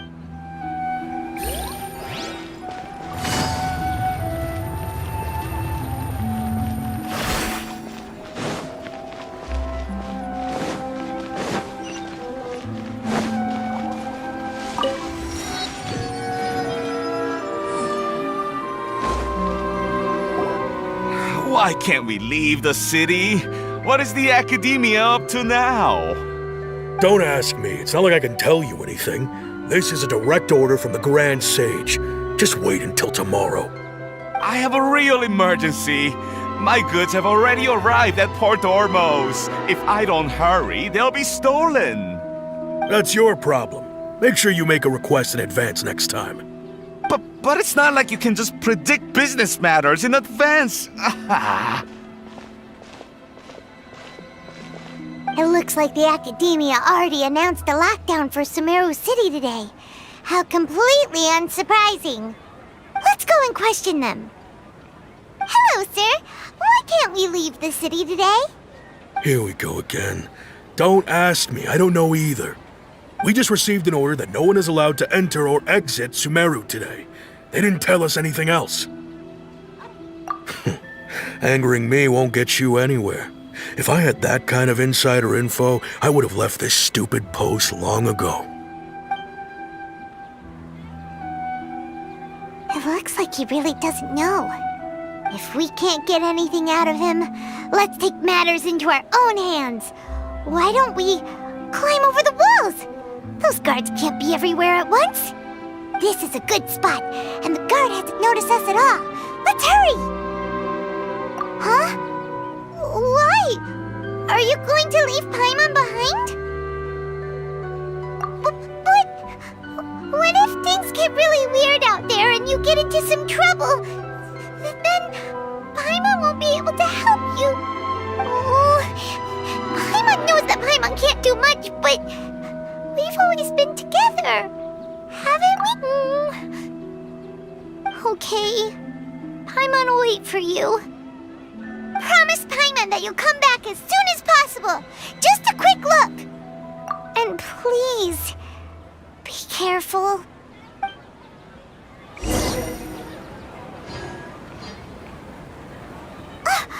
Memories! Traveler!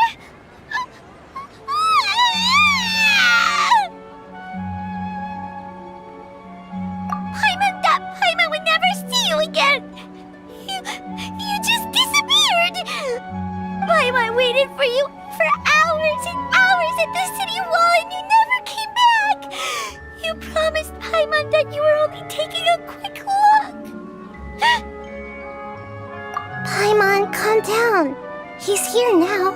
I don't think he understood what you were saying. Paimon doesn't care! Paimon wanted to go look for you, but you also said that Paimon should stay! Paimon was so worried and so scared the entire day!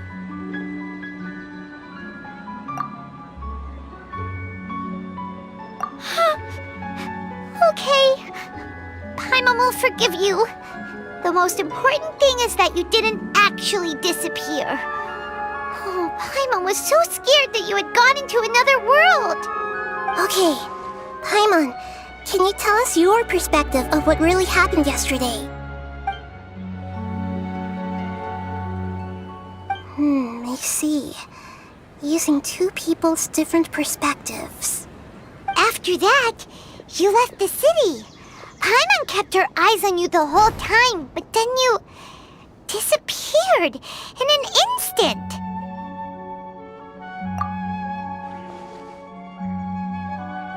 No way! Paimon was watching you with the fullest attention. What's your perspective, Traveler? You sure you don't have any memory of this? I guess that explains everything. You also lost your memories the last 2 times you tried to leave the city. Those days' memories can't be awoken. So, if we leave the city, our memories will be completely erased? It really sounds like something big outside of the city is being hidden on purpose. But this way, we'll also never discover what's outside.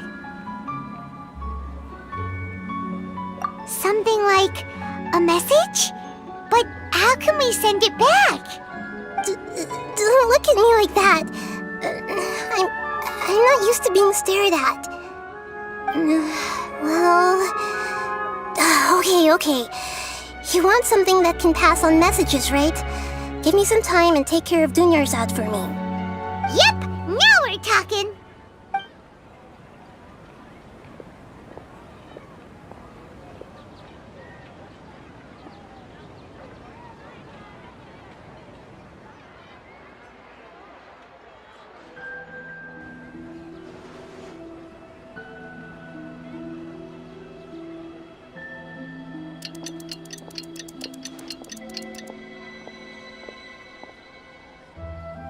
I'm done. Here you go.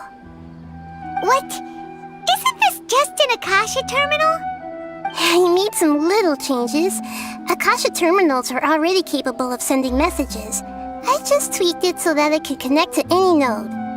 To make something like this? Nahida, you really know the Akasha like the back of your hand. Anyway, we can use this now to record a message, right? Yep. I'll help you save the messages. It should be pretty easy to use. I just can't guarantee the user's status and signal coverage when they're outside the city. We'll never know until we try. At least we're taking the initiative now. Let's go then. Let's expose those sages! All right. Paimon isn't as worried about being separated since it happened once yesterday. But Paimon still isn't happy about it. Okay, see you tomorrow, Traveler. That covers everything that's happened so far. Yes, although the signal was choppy and had some interference, we still managed to receive 2 messages from you when you were outside. Okay, now that you understand what's going on, let's hear the messages together.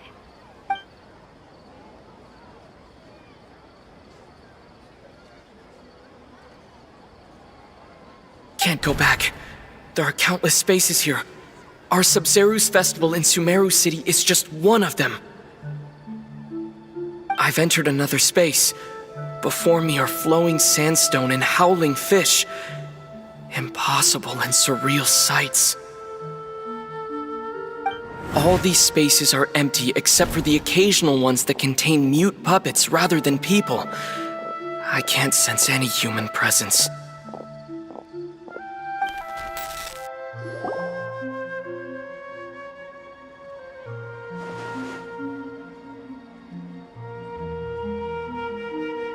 That's one heck of an info dump. It sounds like you left the Sumeru city space when you set foot outside of the walls. But everything looked completely normal when Paimon was looking out from the inside. That's unbelievable. And if we take your word for it, the other spaces all had very weird contents. There's another part here. I only received it last night. These spaces have been disappearing one after the other, absorbed by something like a sun in the sky. And now, even the final space has also disappeared. Behind me, a lot of spaces just appeared again from thin air. I get it now! Those spaces are actually...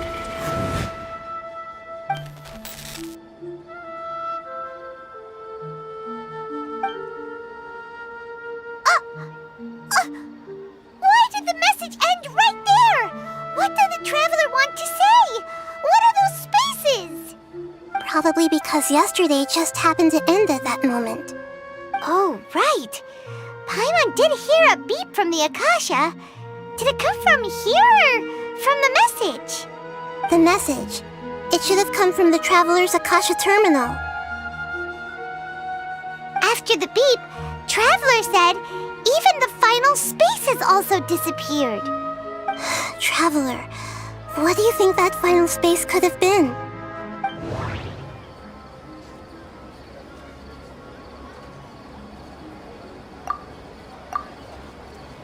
All the bizarre spaces I saw outside the city had one thing in common: a lack of human presence. My impression is that each day in this samsara only ends at the sound of that beep from the Akasha. Was that space actually the real world? But wouldn't a real space just randomly disappearing like that be catastrophic? That doesn't sound right. I need to carefully think things through. Oh, so that's what it is!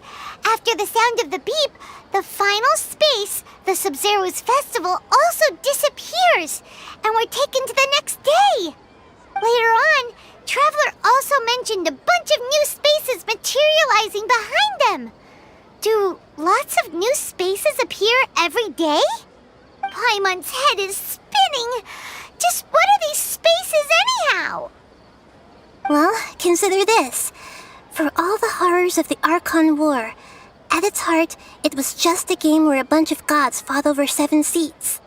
So no matter how strange or spooky things may look on the surface, maybe all they point to in the end is a small and simple secret. Wow, the Archon War, huh? That's an analogy and a half.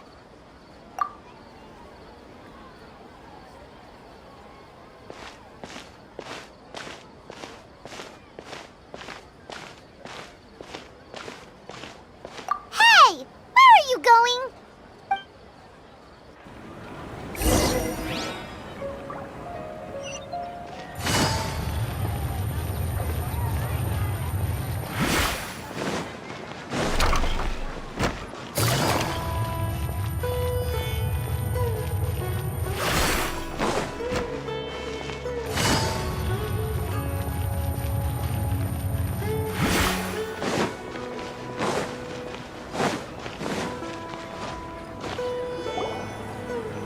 Do you want some alone time to think?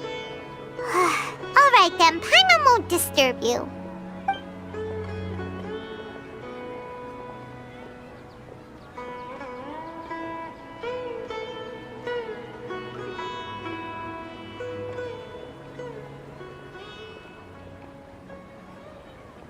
The dance of Sub-Zeros is about to begin. I'm going to go watch it.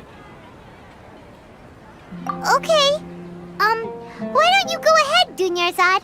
We still have some other stuff to do first. Okay then. See you later. Have you figured it out yet, Traveler? Time is ticking away. Awesome! What is it? Paimon wants to know. Oh, wait, no. Let's meet up with Nahida first. You can tell us both together. This time, we're gonna get to the truth.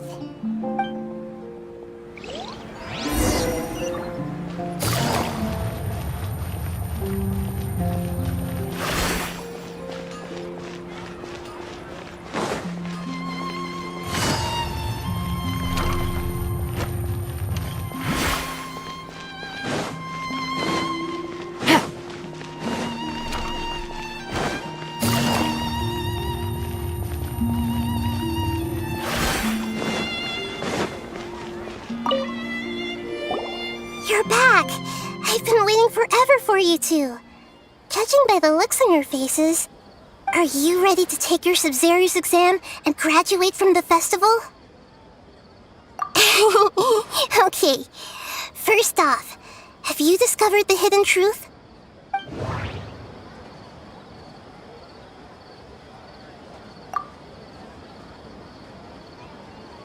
Okay, Nahida said the Akasha relies on the power of a gnosis to operate, as it is the manifestation of the God of Wisdom's power. We've already experienced the Sub-Zero's festival many times. All the bizarre spaces I saw outside the city had one thing in common: a lack of human presence. Those spaces remind me of dreams, like the one I had in the Avidia Forest, except these have no sign of human presence. The moon, illusions, and lies. What do they all mean? That doesn't sound right. People in Sumeru don't dream. What a strange phenomenon.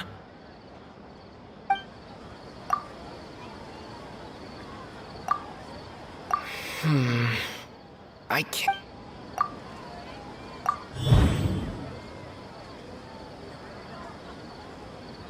We are all in a dream.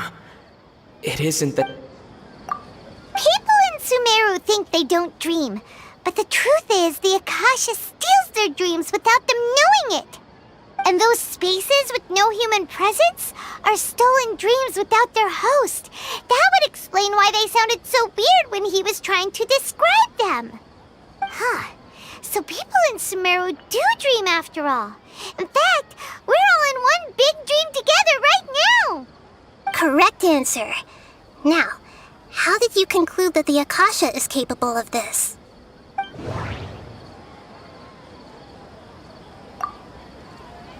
It compiles the wisdom of the entire populace.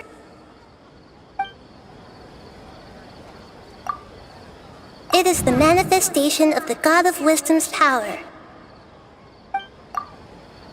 And it grants knowledge to the people. The Akasha relies on the power of a gnosis to operate. That doesn't sound right. I need... It is the manifestation of the God of Wisdom's power. Oh, okay. Those dream-controlling creatures in the forest also get their power from the Dendro Archon, right? That would explain why the Akasha has the ability to control people's dreams, too.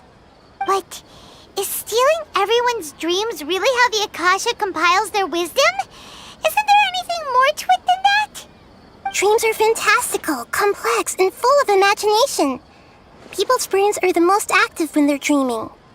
In other words, dreams are rich bundles of human wisdom. So in other words, the complete opposite of how Hypatia understood it. Paimon remembers her saying that the sages think dreams are foolish delusions, and the fact that no one dreams is a blessing from Greater Lord Rukkhadevata. So it was all a dirty trick? The real story is that the sages from the Academia are using the Akasha to steal people's dreams for their own use, huh? Oh? By the sounds of it, you understand the current situation pretty well. So then, what about the Samsara?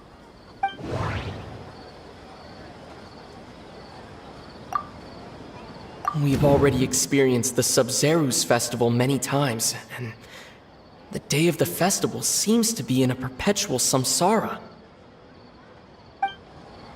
We've already experienced... Those spaces kept disappearing before my eyes. But as soon as that beep sounded, many more spaces materialized. Those dreamscapes kept vanishing. But as soon as that beep sounded, more new spaces appeared.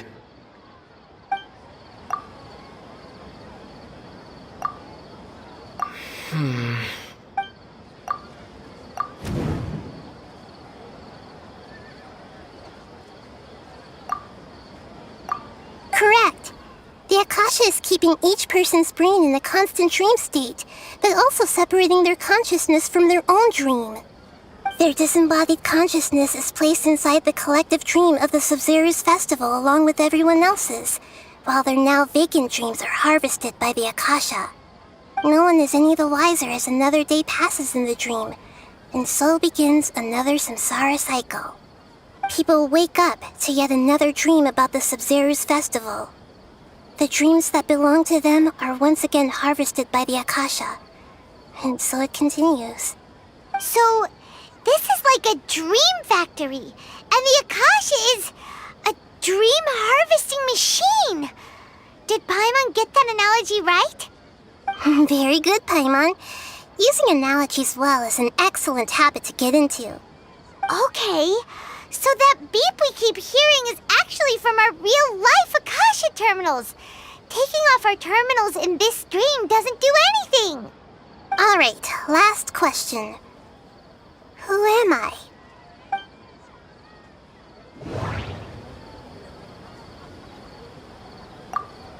Now that I think about it, wasn't illusions a hint that we're all dreaming? They say that alchemical divination is the Dendro Archon's divine revelation. So then, if Nahida has referred to herself as the moon... Now that I think about it, wasn't illusions...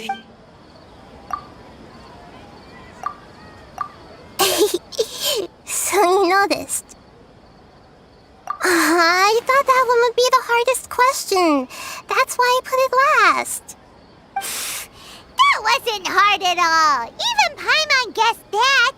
Everything about you is different. We just didn't want to expose you is all. Now that you mention it, Nahida, you've been hinting to us since the very beginning. It's funny, thinking back to when we were asking all over the place for info about Lesser Lord Kusanali. Paimon didn't expect to meet you like this. Yes, those can wait until we're back in real life. On the other hand, I'd be happy to answer any more questions you have about here and now. You asked me this question before. My answer was, it would literally blow your minds. Now that you know this is all a dream, this answer should hopefully make more sense. Have you heard the saying, don't wake a sleepwalker? Likewise, if someone suddenly had told you all this instead of you learning it on your own, your notion of reality and dream would be thrown into irreversible confusion. I couldn't expose you to that kind of risk. That's why I could only give you very subtle hints and some suggestions. Long story short, I'm really sorry I had to keep you guessing. Firstly, this dream we're in is completely based on reality. People have already experienced this Sub-Zero's festival, so it would be very difficult for them to find anything that strikes them as surreal. Secondly, you're probably wondering why people don't have any memories from earlier samsara, right? That's because people don't remember their dreams most of the time anyway. And in any case, their actual dreams are being taken away from them by the Akasha. So whenever they wake up in this dream of the Sub-Zero's festival, they don't remember anything from their previous identical dream. That reminds Paimon. Traveler had a dream when we were in the Avidia forest, but couldn't see what it was about after waking up. Is that an example of what you mean? Yes. Only after receiving the blessing of Dendro can a person gain the Dendro element's dream-enhancing power. That explains the feelings of déjà vu. Meanwhile, everyone else has no idea that they are in the Sub-Zero's festival samsara, while their dreams are stolen from them over and over again. Can humans really keep dreaming forever like this? Will it ever end? And if so, when? You might say your mental fatigue has already answered this question. Eventually, there's only so much that people can tolerate. Especially those whose health is compromised to begin with, like Dunyarzad. This relentless exploitation takes an even harder toll on them. People's lives are at stake here, and nobody knows a thing! We've got to put a stop to this!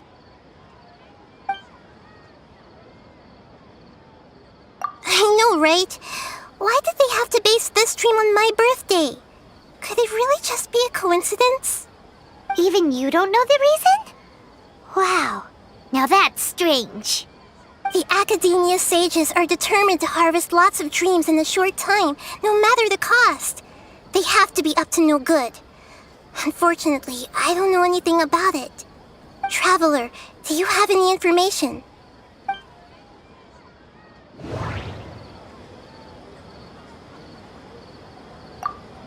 The Grand Sage said, "Go celebrate the birth of that god to your heart's content."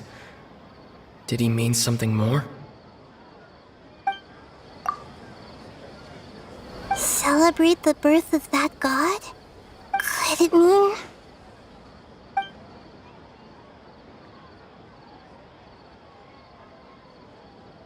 deceiving the people of Sumeru with no regard for their safety? No matter what they're trying to do, this is unforgivable. After we end the Sub-Zero's festival, Samsara, we have to look into them. How can the sages of the Academia do this behind their Archon's back? This is ridiculous! In the end, I'm just the moon. The real sun is long gone. A sun and a moon?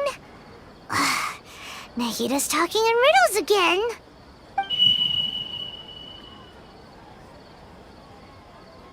Oh, we're out of time today! I'll tell you how to break free of the samsara tomorrow. See you then.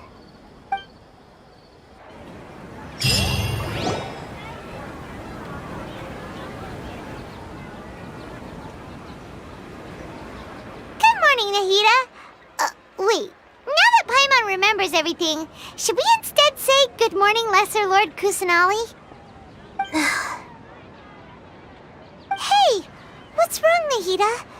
You don't look too good. I'm afraid that what you're thinking right now is correct. Did Dunyarzad already disappear? No way! Are we too late? The real Dunyarzad's consciousness has indeed disappeared. It can no longer endure the constant dream harvesting. Paimon can't believe it. Wait, so what about that other Dunyarzad? Just what is she? Is she also going to disappear? She's actually something like a puppet, but not completely. The real Dunyarzad's consciousness could no longer keep playing her role in this dream. So another Dunyarzad appeared to replace her in the dream. Just like the grass and the trees, that Dunyarzad is just a building block of the dream that helps to keep it going. But personality-wise, she's nothing like the real Dunyarzad. Puppets are stiff, and can't copy a living person's vitality. After all, they're just there as filler. You know, speaking of which, the old Dunyarzad might not have been too different from a puppet. Dunyarzad truly believed that she met you within her consciousness, and it was you who inspired her. So you do remember her after all. Yes. Back then, her family was overly protective of her. No one cared about her personality or thoughts. It was as if she only lived to stall her Elazar. I just gave her a little wisdom so she could look at life in a new way. So that she could be her own person. But even so, she's still... far from it. I'm still a long way off from being a real Archon. I couldn't even save her. If I were a competent Archon, I wouldn't have let my most faithful follower die at the Sub-Zero's festival with so many regrets. Please don't beat yourself up over it, Nahida. It's the sage's fault, and theirs alone. I'm not beating myself up. All I did was to rationally observe the distance between myself and a real Archon. Don't be like that, Nahida. Even real Archons are still allowed to be sad.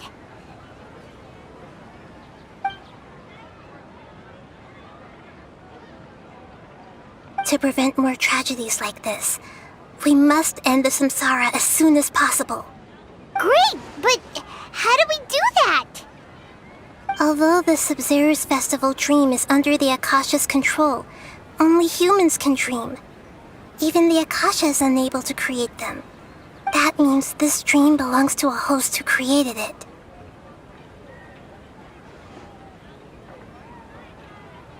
Huh? So, how should we find that person? Well, if this is someone's dream, then everything here must come from deep within their consciousness. Which means, with the power of imagination, they can change anything in this dream. Imagination? What do you mean by that? Imagination means breaking through what you perceive as normal. Like when a server at a tavern brings a plate to you, you'd naturally assume that food is on it. However, if you're the dream's host and you become aware that you're dreaming, when you imagine gold and more on the plate, the dream will respond in kind, and the server really will bring you gold and mora. But right now, our host is unaware that this is a dream. No matter how many times they're served, it will always be food. Find some way to make that person realize that they're dreaming. Usually, once that happens, the person will wake up and the dream samsara will be broken. How are we going to find them, though? If it could be anyone, it'd be like looking for a needle in a haystack. And even if we did find them, how are we supposed to make them realize they're dreaming? After all, like you said, don't wake a sleepwalker. It's extremely difficult, yes. But the only ones who can do it are you two. Remember, everything you've achieved up to this point has all been for the sake of finding the host and ending the samsara. As for me, during this time, I'll be out of town. Out of town? Are you going to that place full of dreams where the traveler went? Yes. I want to try something. There must still be a small wisp of possibility. Hurry and go. Dreams are supposed to be fantastical, romantic, and full of pleasant surprises. Unnecessary things like this samsara need to end. Paimon's still a little upset that we've come this far only for Dunyarzad to... She was such a good person, with such a simple wish. But fate was against her. Yeah, saving Dunyarzad is what kept us going this whole time. But we mustn't lose hope, Traveler. Dunyarzad would definitely want to see us save everyone else. So let's break the samsara for her sake. Paimon's wondering, do you think the sages would get one of their own to be the host of this dream? Feels like it would be easier to control it that way, no?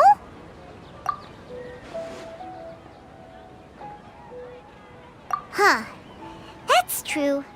Plus, the sages probably weren't counting on there being other factors beyond their control, like Nahida and us. So, who do you think the host of the dream is?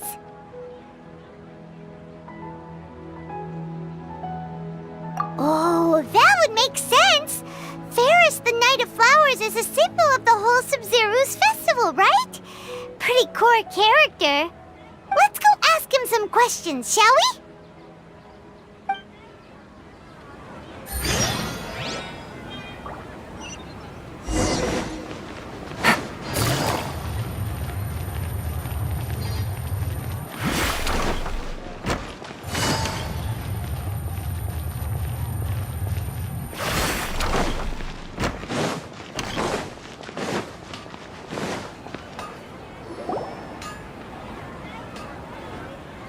You're back.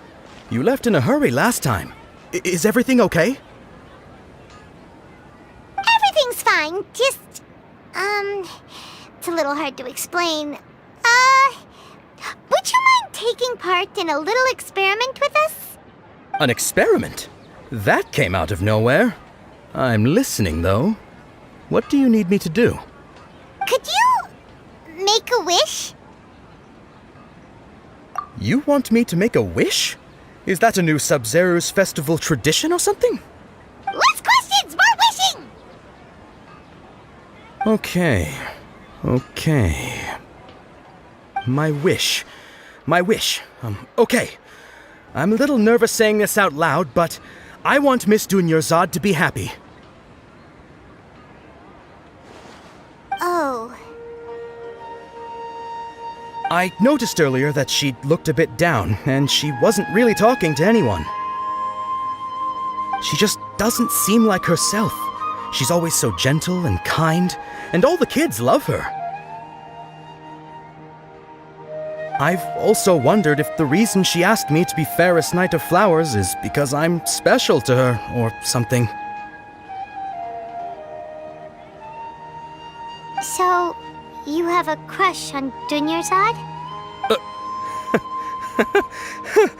Oh, is it that obvious? After what I just said, I guess it is. When she placed the hat of the Knight of Flowers onto my head, she said to me, "I want everyone to have a happy Sub-Zero's festival." What she didn't realize was that I'm not that interested in how everyone else feels. In that moment, I just wanted to be her Knight of Flowers for the rest of my life. 50 years, 100 years, I'll serve her till the end of time.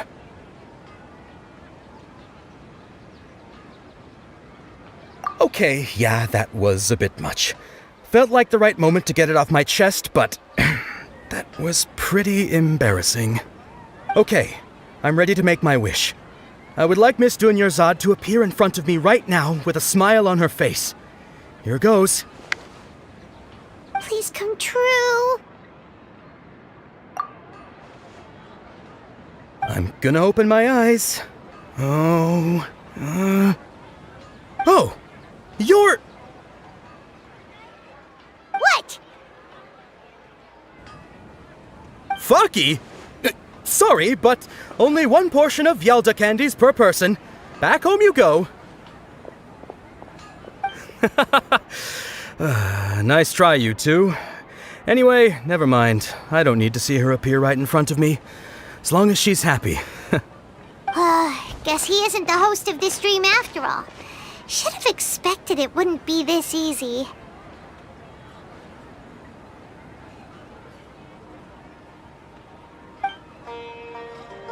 It seems like everyone who knows Dunyarzad loves her, but none of them has any idea that she...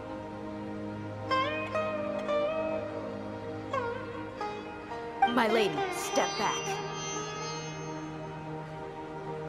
That sounds like Tia! Oh, right. This is when Dunyarzad bumps into the kidnappers.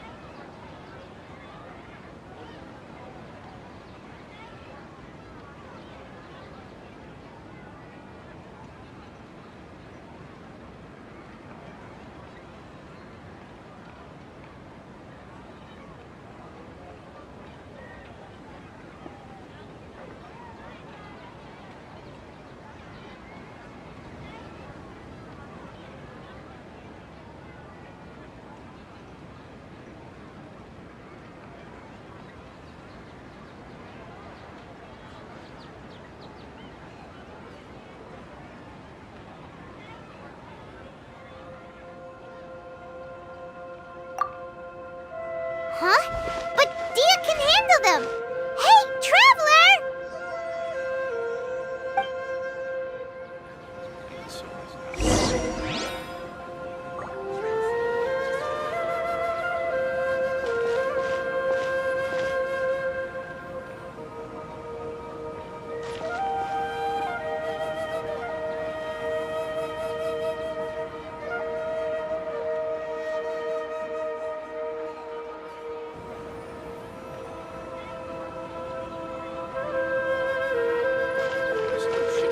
Take it easy.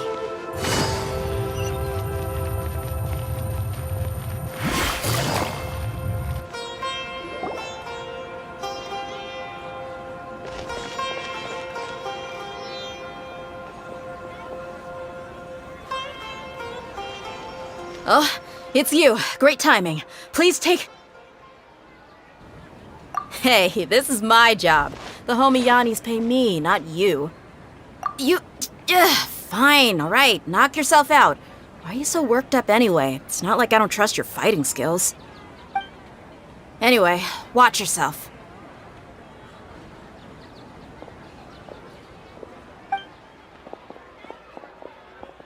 So you got yourself some backup. Suit yourself. You're going down. That's close enough. A new punching bag. Think you can get away?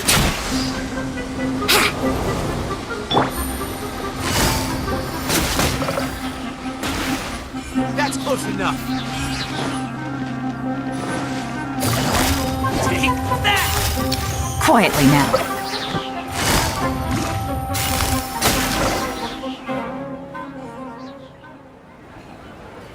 Traveler, were you just taking your anger out on those guys? You and Nahida both. Dunyarzad wouldn't want to see you two like this. Oh, and speaking of her, Paimon just remembered something. Remember how during the first Sub-Zero's festival, before the Samsara started, we came here with Dunyarzad because she wanted to pick something up? She said it was because she had forgotten something. Okay, so Paimon's memory is working so far. Anyway, Paimon also remembers that she is staying somewhere around here. She pointed it out to us the night before the Sub-Zero's festival. Yeah, even if it's only a tiny clue, it'll probably still help us more than this needle in a haystack search.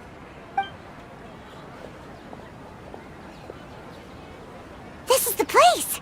It's rude to enter other people's spaces without permission, but desperate times call for desperate measures! Hey! The windows are unlocked!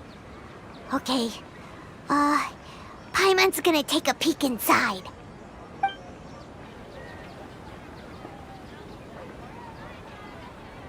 This was only a temporary residence, so there was pretty much nothing inside except this book on the table. Should we open it?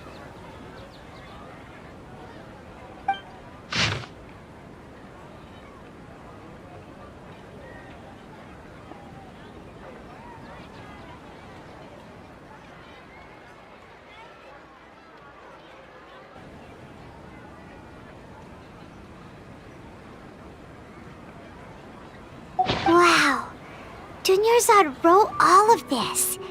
Sounds like she was always thinking of us even while we were away. Even though she was also busy preparing for the Sub-Zero's festival and had all her health problems to worry about. She must have wanted to give this to us as a gift on the day of the Sub-Zero's festival, right?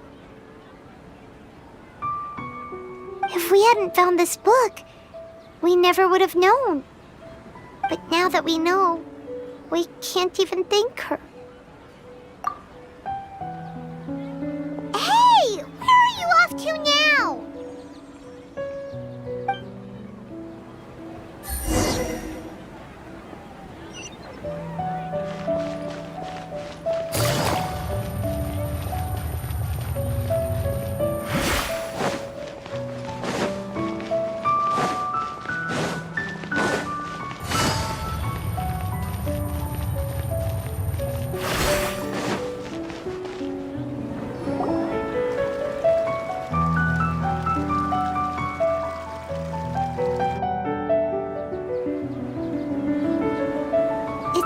Dunyarzad's puppet.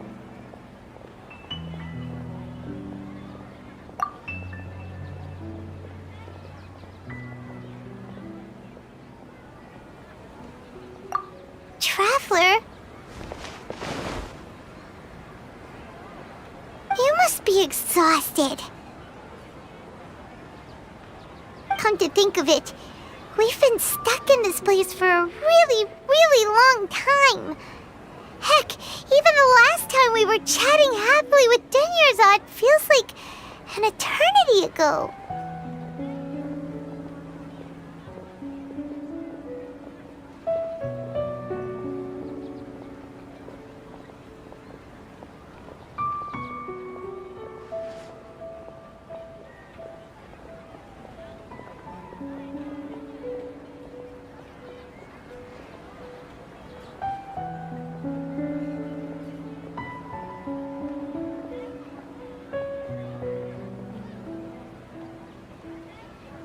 Paimon still remembers when we were sitting here, and the way her eyes sparkled when she talked about Nilu's Dance of Sub-Zerus.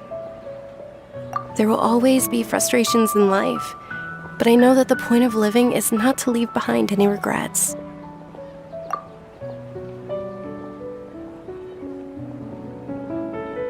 That was what the real Dunyarzad said, wasn't it? Does that mean... Yes, Traveler. What is it? Oh, so she's still just a puppet. But just now, how come... What? Where are we going this time?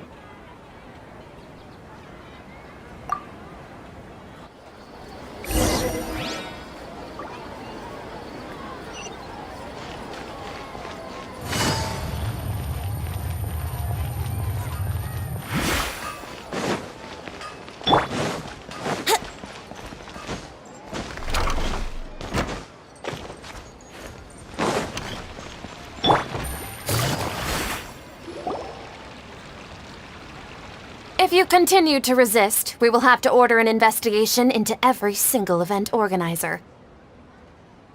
The Grand Sage has already granted you much leniency. I advise that you exercise tact. How did things turn out like this?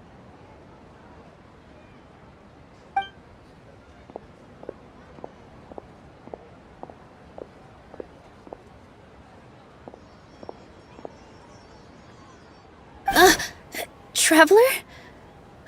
You don't have to get involved. He's a sage from the Academia. I don't want to drag you into this. Traveler? Traveler? What the heck are you doing? If you get arrested by the Academia, that's another day gone to waste!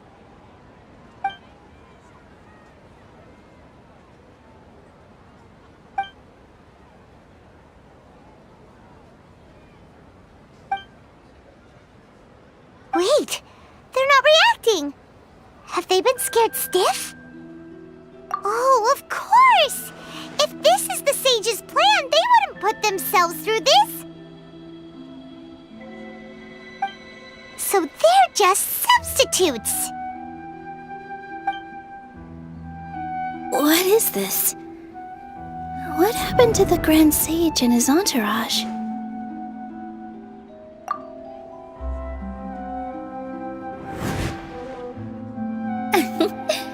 Like I said, they symbolize the goddess of flowers. It's just a shame that all the real Padisaras went extinct after her death. Yes. The Greater Lord brought forth new Padisaras in memory of the goddess of flowers. But she ultimately could never truly replicate that beautiful shade of purple.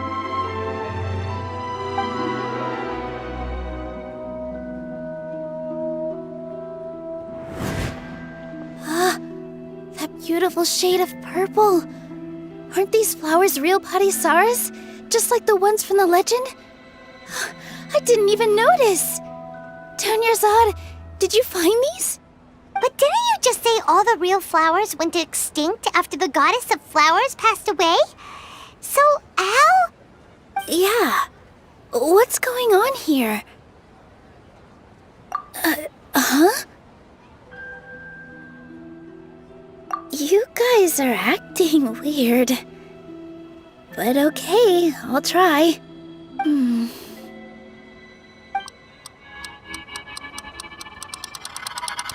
Hey!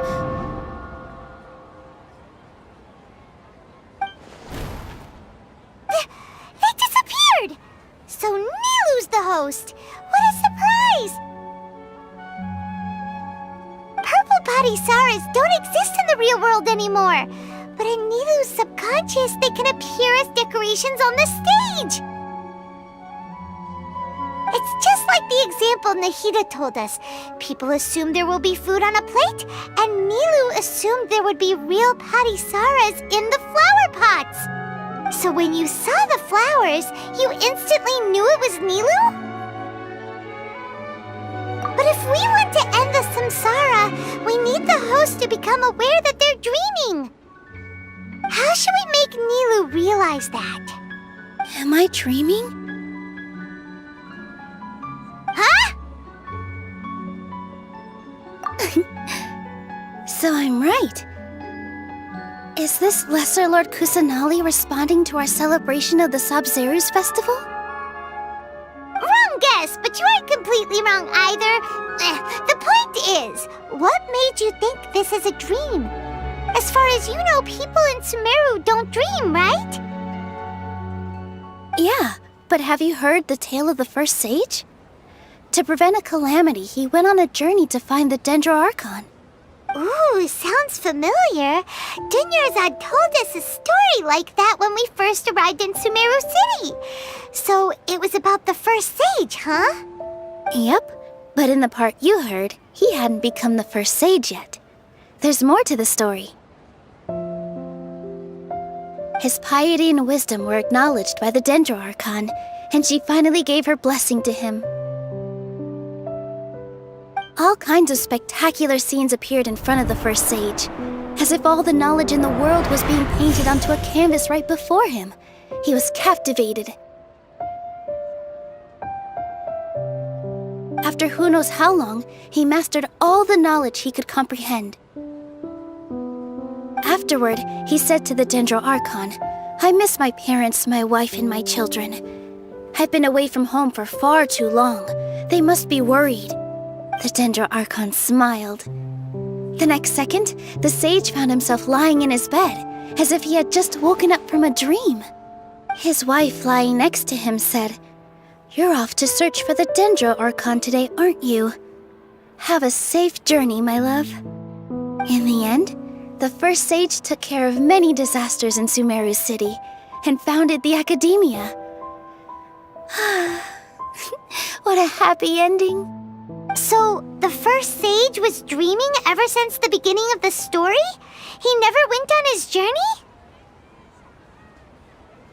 Yes, but his faith and determination were conveyed to the Dendro Archon, so she blessed him in the form of a dream. Paimon understands where you're coming from now. That's a really interesting connection. But we really gotta wake up soon, like the sage in the story! I see. Well, it just so happens that today's Sabzeruz festival is almost over too.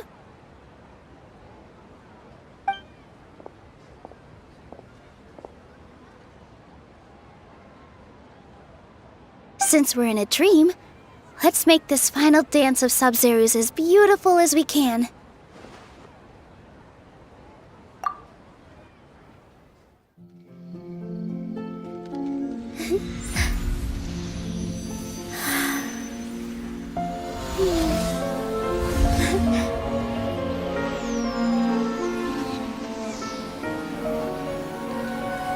The wait is over, everyone.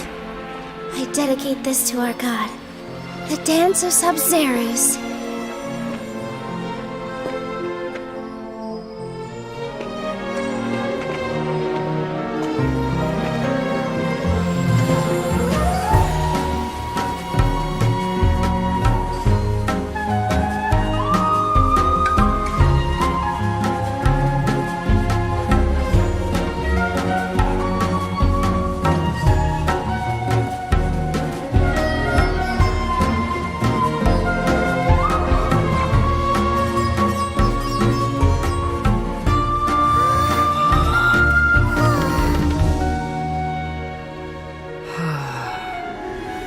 I'd be lying if I said I had no regrets.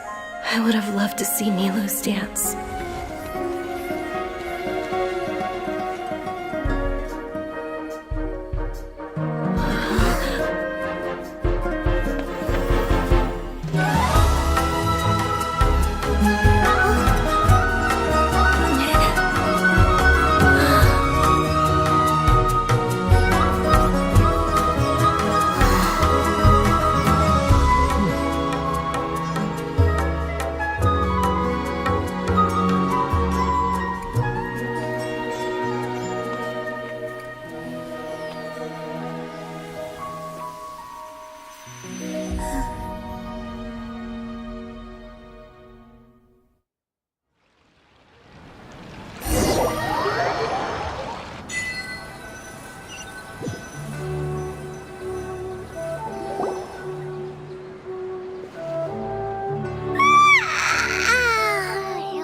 Good morning, traveler.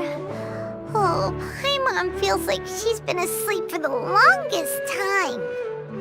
Paimon's head feels super heavy. Did we oversleep? Do you even remember going to sleep last night? Paimon thinks it was after the Sumeru's festival. The Sumeru's festival!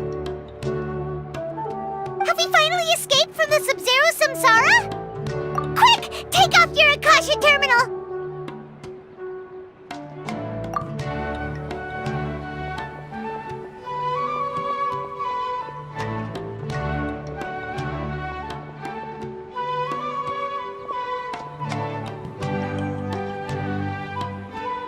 She's not in her room!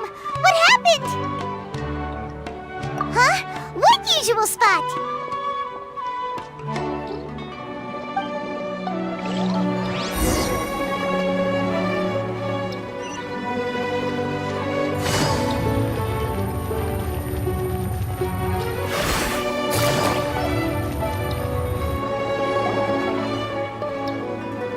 Well done, Traveler and Paimon. And thank you, Dunyarzad, for organizing the Sub-Zero's festival for me. I'm sorry, who are... Dunyarzad! You're okay! Oh, don't scare us like that! Oh, Traveler Paimon. I have something amazing to tell you. I just had a dream, and I saw Nilou performing the dance of Sub-Zeros.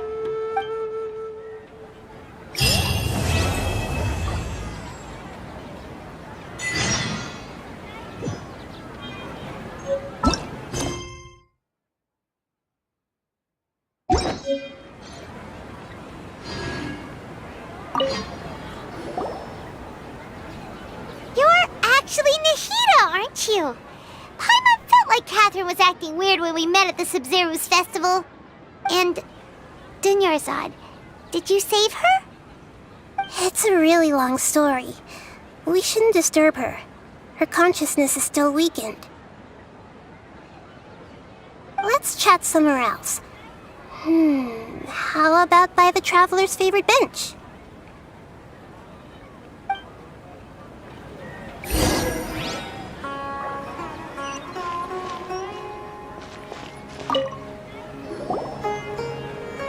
What's going on? Why are you two so excited to see me? Hasn't it only been a night? It's actually been much longer than that. Oh? Strange. Was I really asleep that long? No wonder I have such a headache.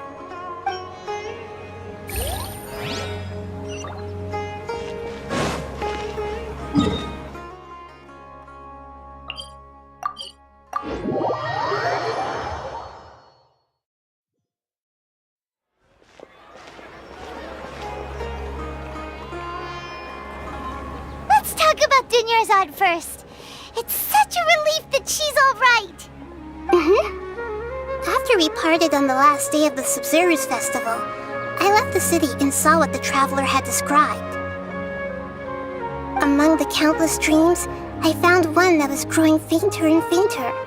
This proved my suspicion.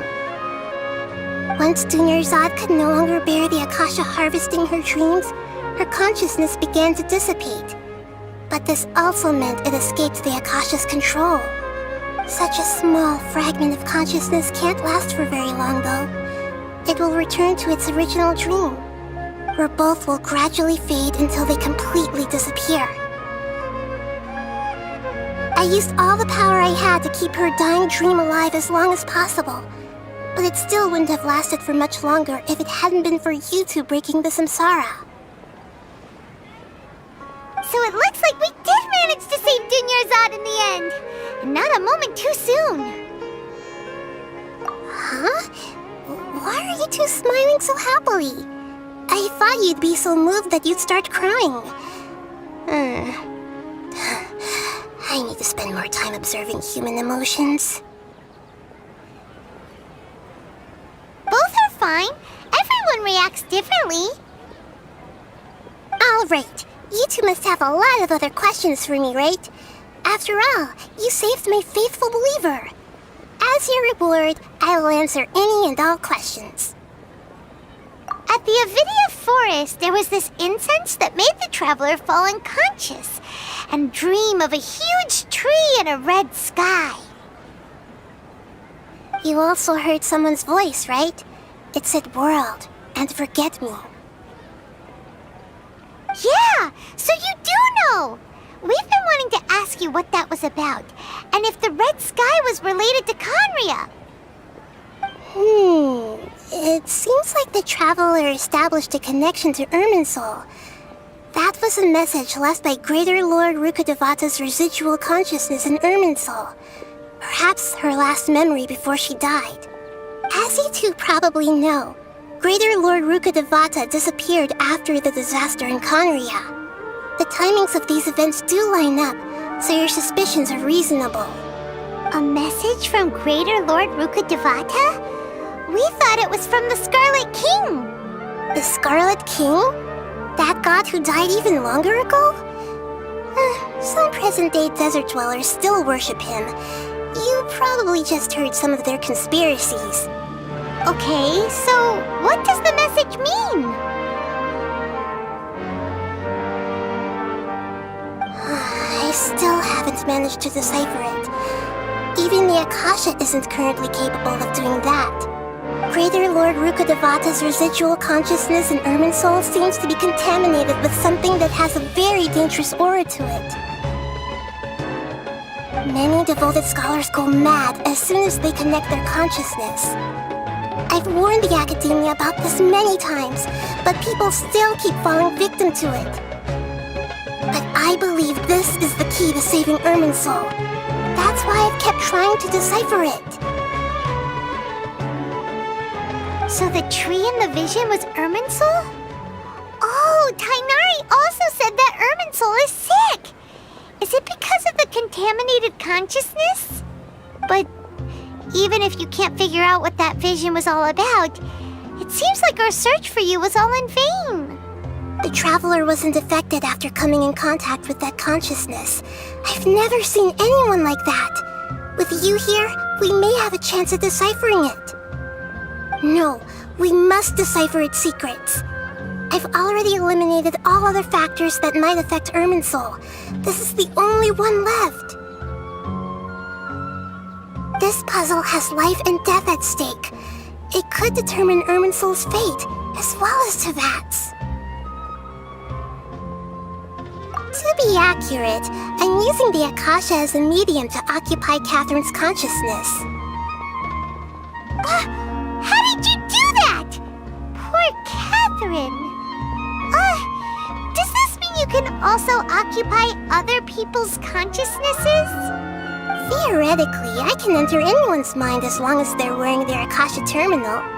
The Akasha is the legacy of Greater Lord Rukkhadevata. As Lesser Lord Kusanali and the first Akasha terminal, my consciousness has always been linked to the Akasha. I've always respected my people's free will, so I've never actually occupied their consciousness. When necessary, I just borrow this bionic Snezhnayan puppet. Hold on. Did we just learn some deep, dark secret? So Catherine is... No. wonder Paimon felt something was off about her. What about your own body? Why do you need to borrow other people's? Don't you live in the sanctuary of Surasthana? That story begins a long time ago. After Greater Lord Rukkhadevata disappeared, the sages found my newly born self and took me back to Sumeru. At that time, I was young and weak.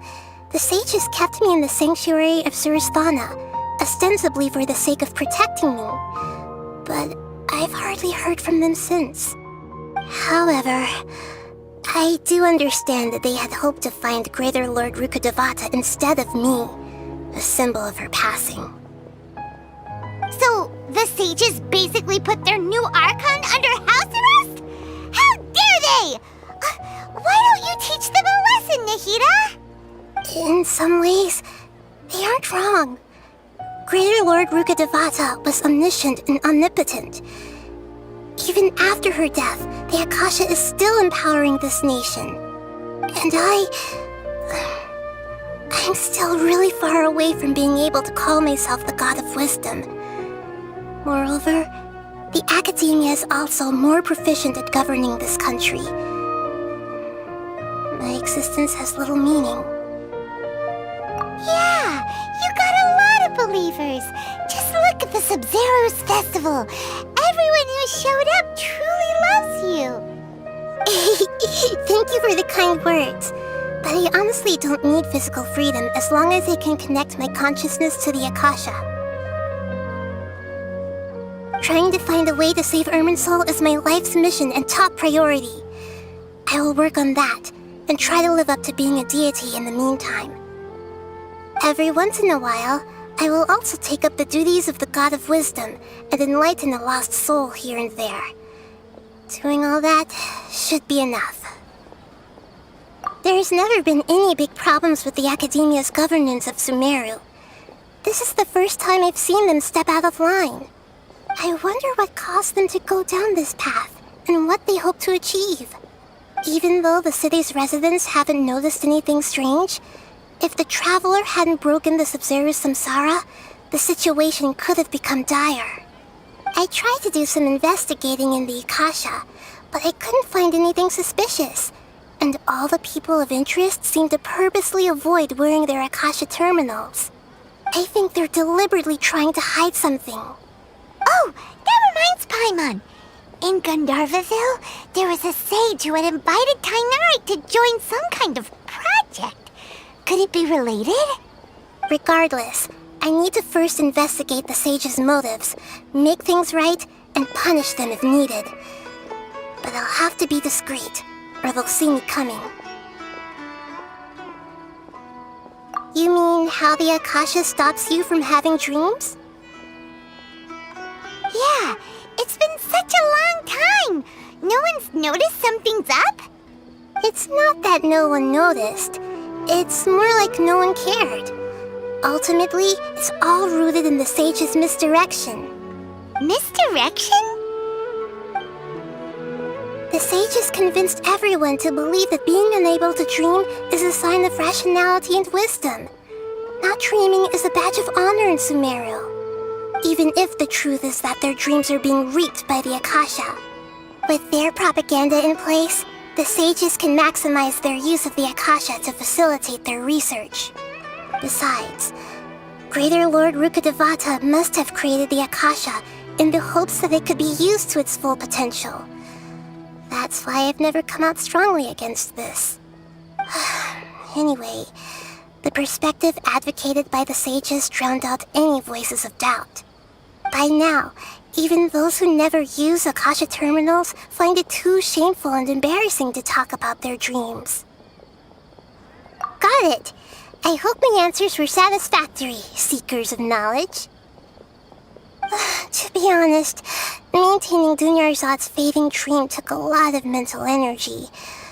I think I may need to rest for a while. Oh, and you don't need to worry too much about the sage's activities for now. The Akasha won't be able to conduct another project on the scale of the Sub-Zero's samsara in the immediate future. Go and get some sleep. Leave everything to us.